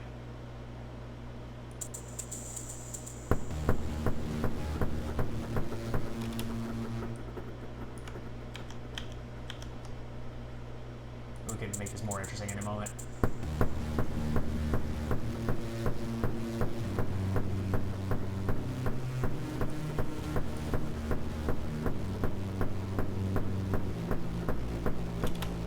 Might want to make that a little bit less aggressive on the compression front.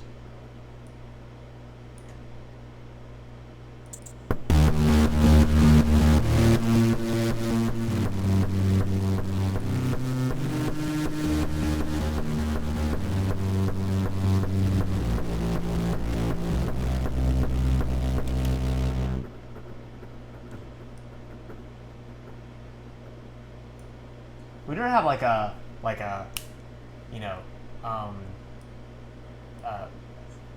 pop, like no snare or anything like that. We can make that in a moment.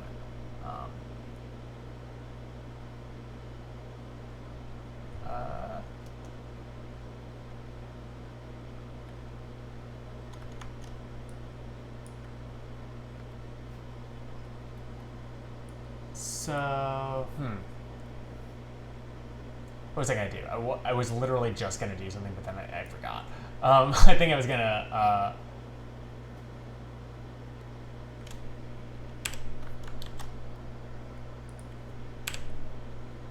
get rid of every. Oop. Is there not a good way to? Okay, no, that's fine. Get rid of a few of these in the beginning.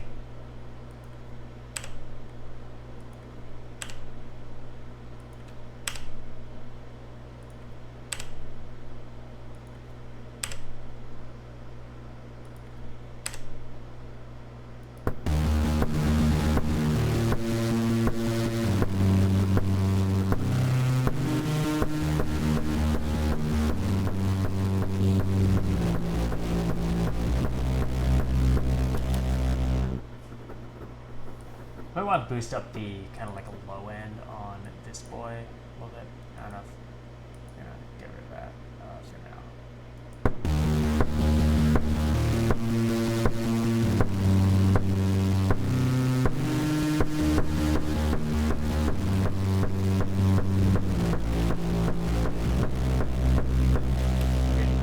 Be ridiculous and like double up the kick here as if something's going to happen.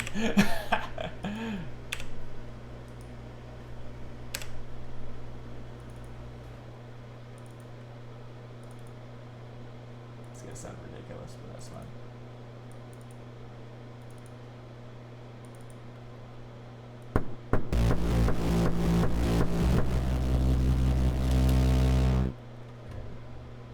Is it not? Oh, it might not be. Here, let's do one of these.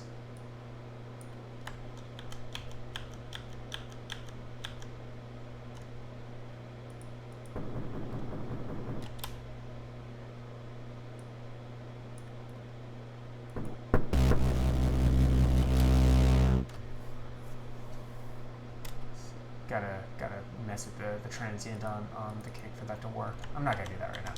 It's fine.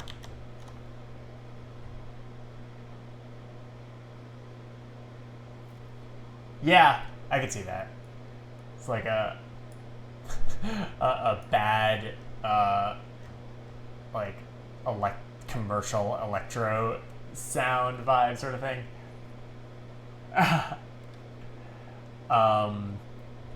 so what are we gonna do now? Do you want to like duplicate this and like have it play again? Maybe.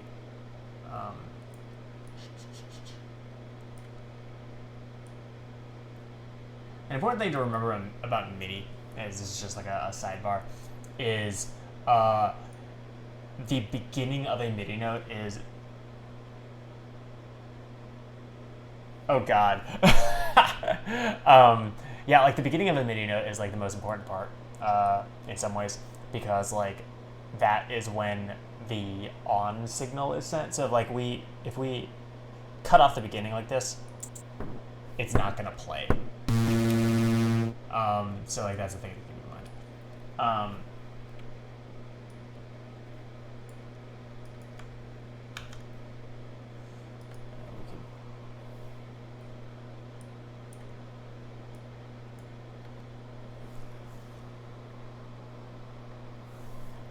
Let's pull something else in. I want to do something with that bowl sound because I thought that sounded cool.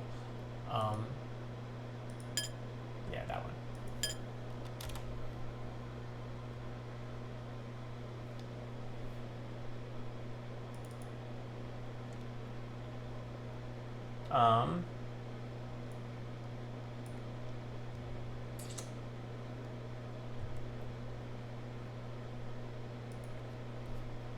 What is it doing? I think I want to see what this sounds like granulated, because I don't know. I literally just recorded this song. Yeah, is someone being a jerk in chat? If we have any mods, can we have them deal with that?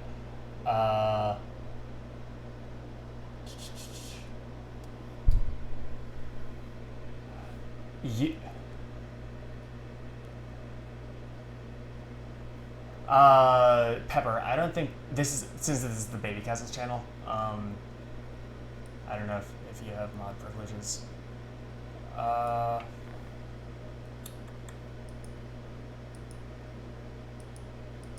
What's it doing? Let's do one of these.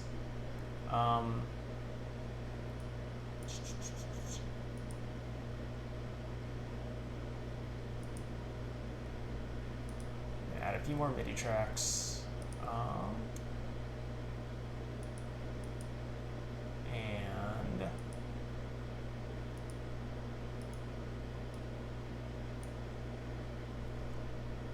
cool. So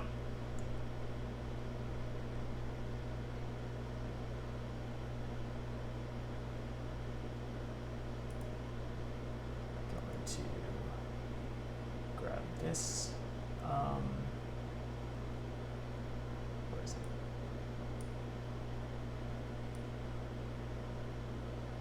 So we can make some like really haunted sounds with like this kind of tone, I know. We're not going to want to scan this one, but yeah.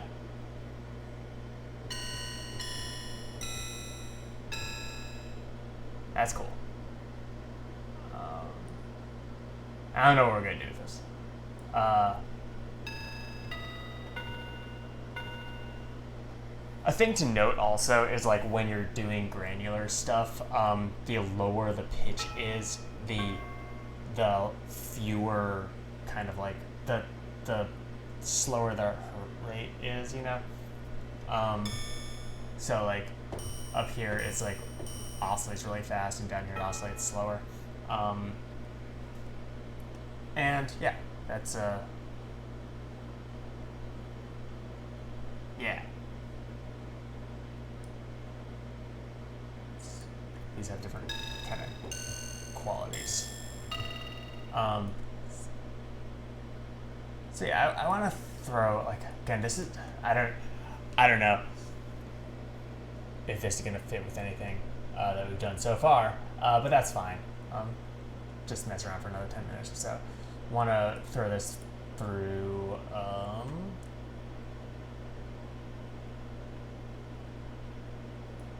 reverb, because why not? I think I have some better reverbs than this, but I want to actually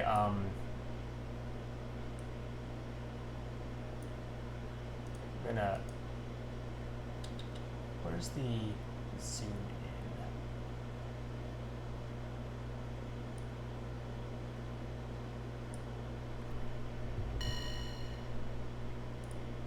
Oh, I filtered a bit.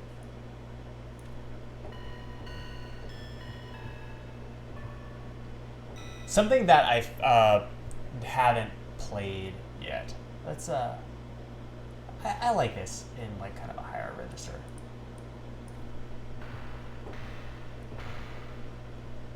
Do some destroy it with FM if we want.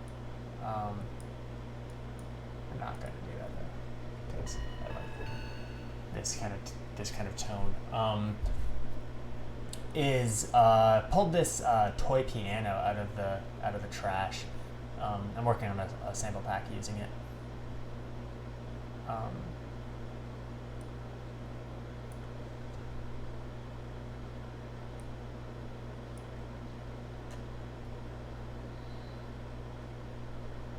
What else do I want to do to this? A thing that I didn't really talk about very much is with this device is that there's this modifier called spray, which basically means, like, as you can see, while I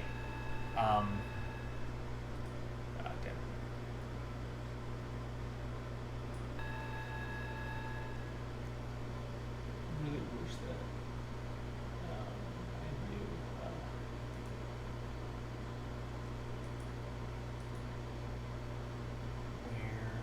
where the thing to zoom in on thank you. Zoom in on the kind of area that I'm looking at is. You can see that, like, the grains are being taken from the front of the sort of grain area, this area. I'll make it wider so you can see. So I'm at 43.9, but yeah, if I do this, like, you can see they kind of like go from the beginning there and kind of zoom that way. But if we use let me just 43.9, if I use this thing, I can make them that kind of increases the randomness of where they come from. So, like, we don't have a lot of space to work with, but so if I just like do this, it can kind of like thicken up the sound. I'm gonna actually make this start right there, and nope.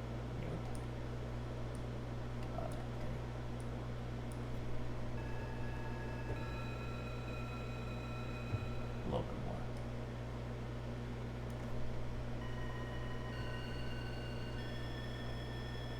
Yeah.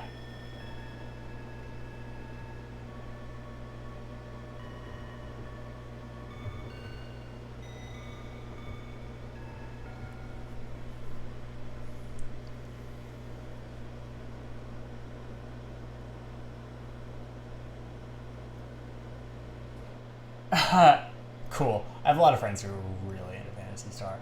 So I'm gonna mute this right now because I don't love how this whole thing sounds. And I'm gonna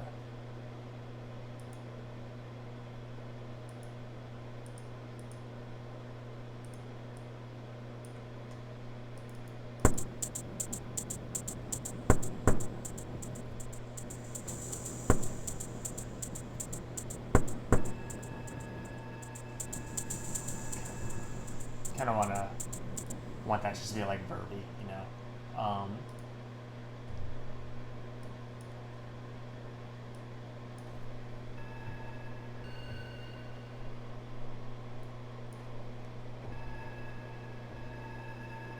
Like, you know, really, you're not supposed to use like a ton of reverb, like, you know, if you're following the rules or whatever. But like if you're making like ambient stuff, like, it's fine.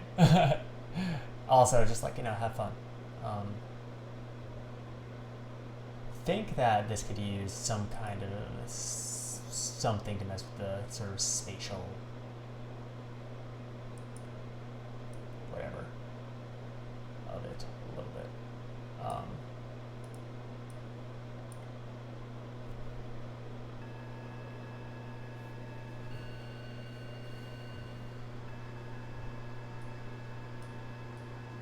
I love a device with knobs that don't explicitly tell you what they mean.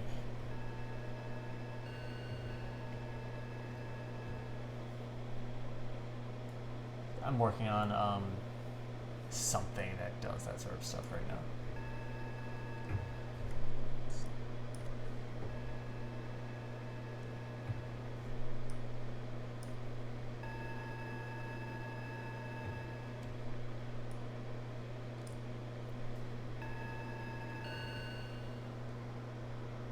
So yeah, this all the ones with the faces on them that you've seen so far are from Pure Magnetic. They make, I really like their stuff. They do some, they're sort of like how I first kind of got into this kind of like weird sound design sort of stuff, because they just had like packs full of like broken toys sampled with EM pickups and stuff like that. I was like, I wanted to do that, and started getting into it. Wanted to like, I don't know, decay longer. I'm gonna throw Replica on here again.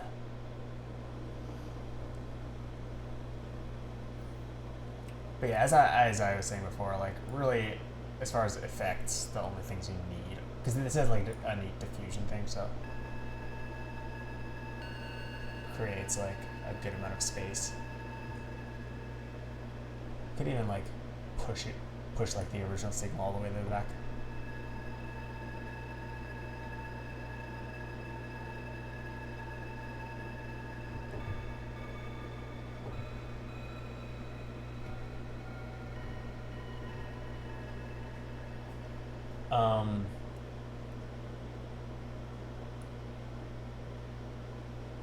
Don't want too much feedback, but I just like let that sit there for a while.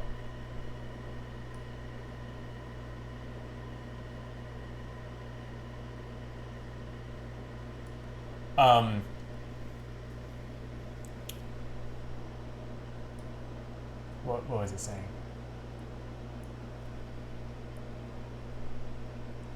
Want this.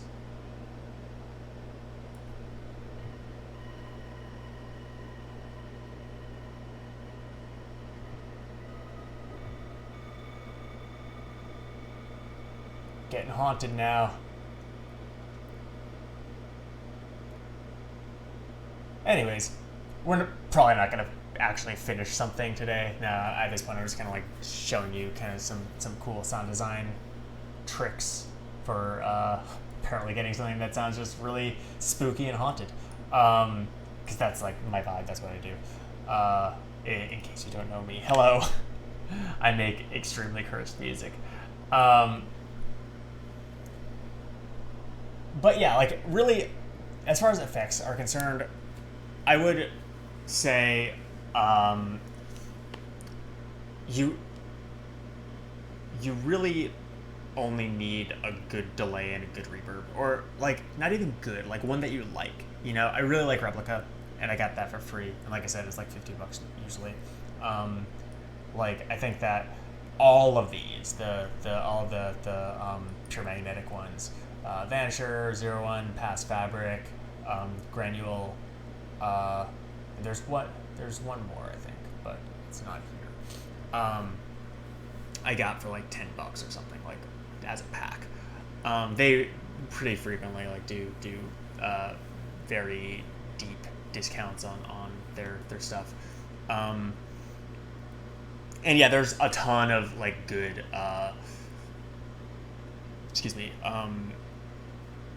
plugins that aren't a lot of money. And you know, it's all about finding one that you like, finding stuff that you like.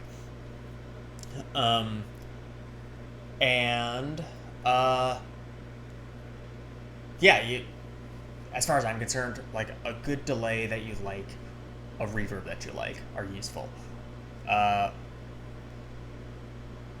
You know, try out stuff with different kinds of sounds. Like, you know, I didn't, what's going on?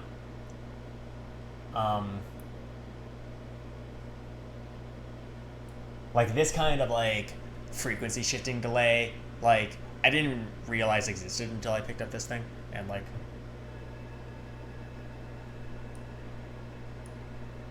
let's increase the rate a little bit.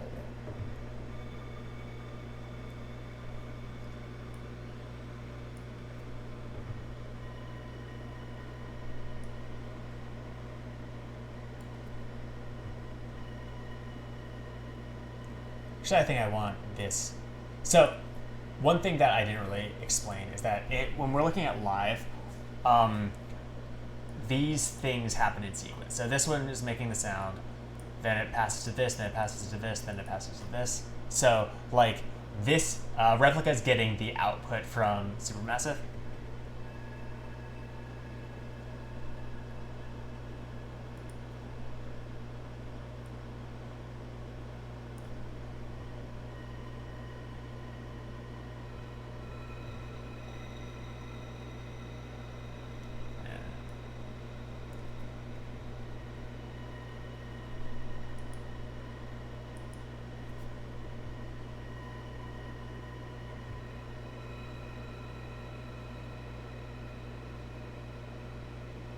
What's going on, DEF CON? I think we're like wrapping up a little bit, but like if more folks are coming and want to see me summon some more ghosts,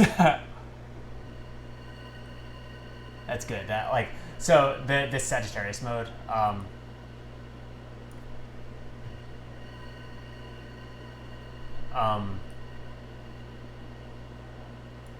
Has like a very slow.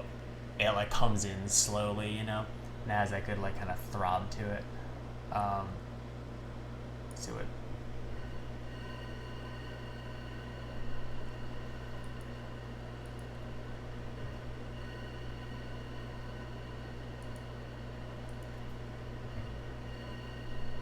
Just trying out the different modes because I don't know what they sound like with this sound.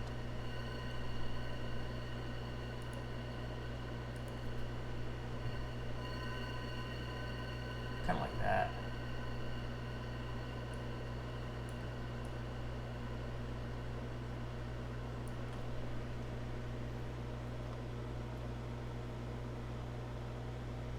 Yeah.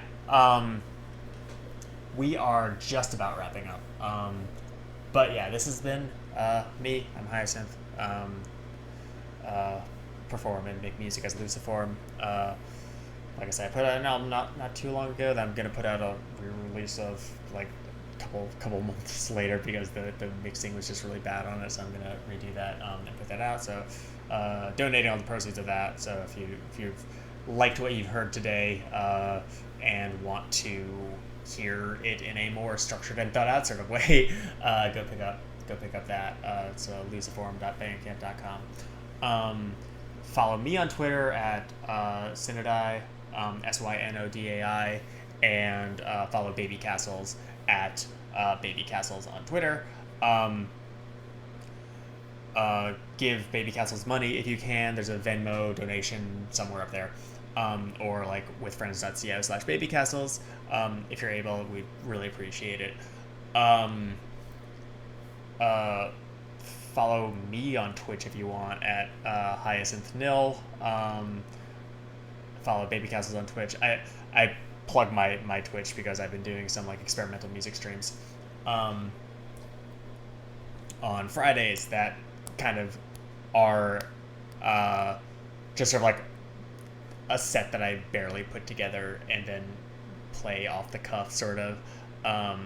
So that's been super fun, and if you like weird harsh music, come through and listen to that. And yeah, stick around, or like don't stick around for like the next 3 hours, but like come back at 8:30 because Flan, if they're still in chat, is going to be doing a super cool Pokemon stream, doing more Isle of Armor stuff. And yeah, this has been me, been doing this, been showing you how to make music with found sounds. I'm gonna zip up this the samples that I used today, and I'll make those available. Probably put them on my Twitter because I don't think I have access to Babycastles Twitter. But if anyone wants them, I'm gonna post them. Yeah, Pokemon at 8. Sorry, got the time wrong.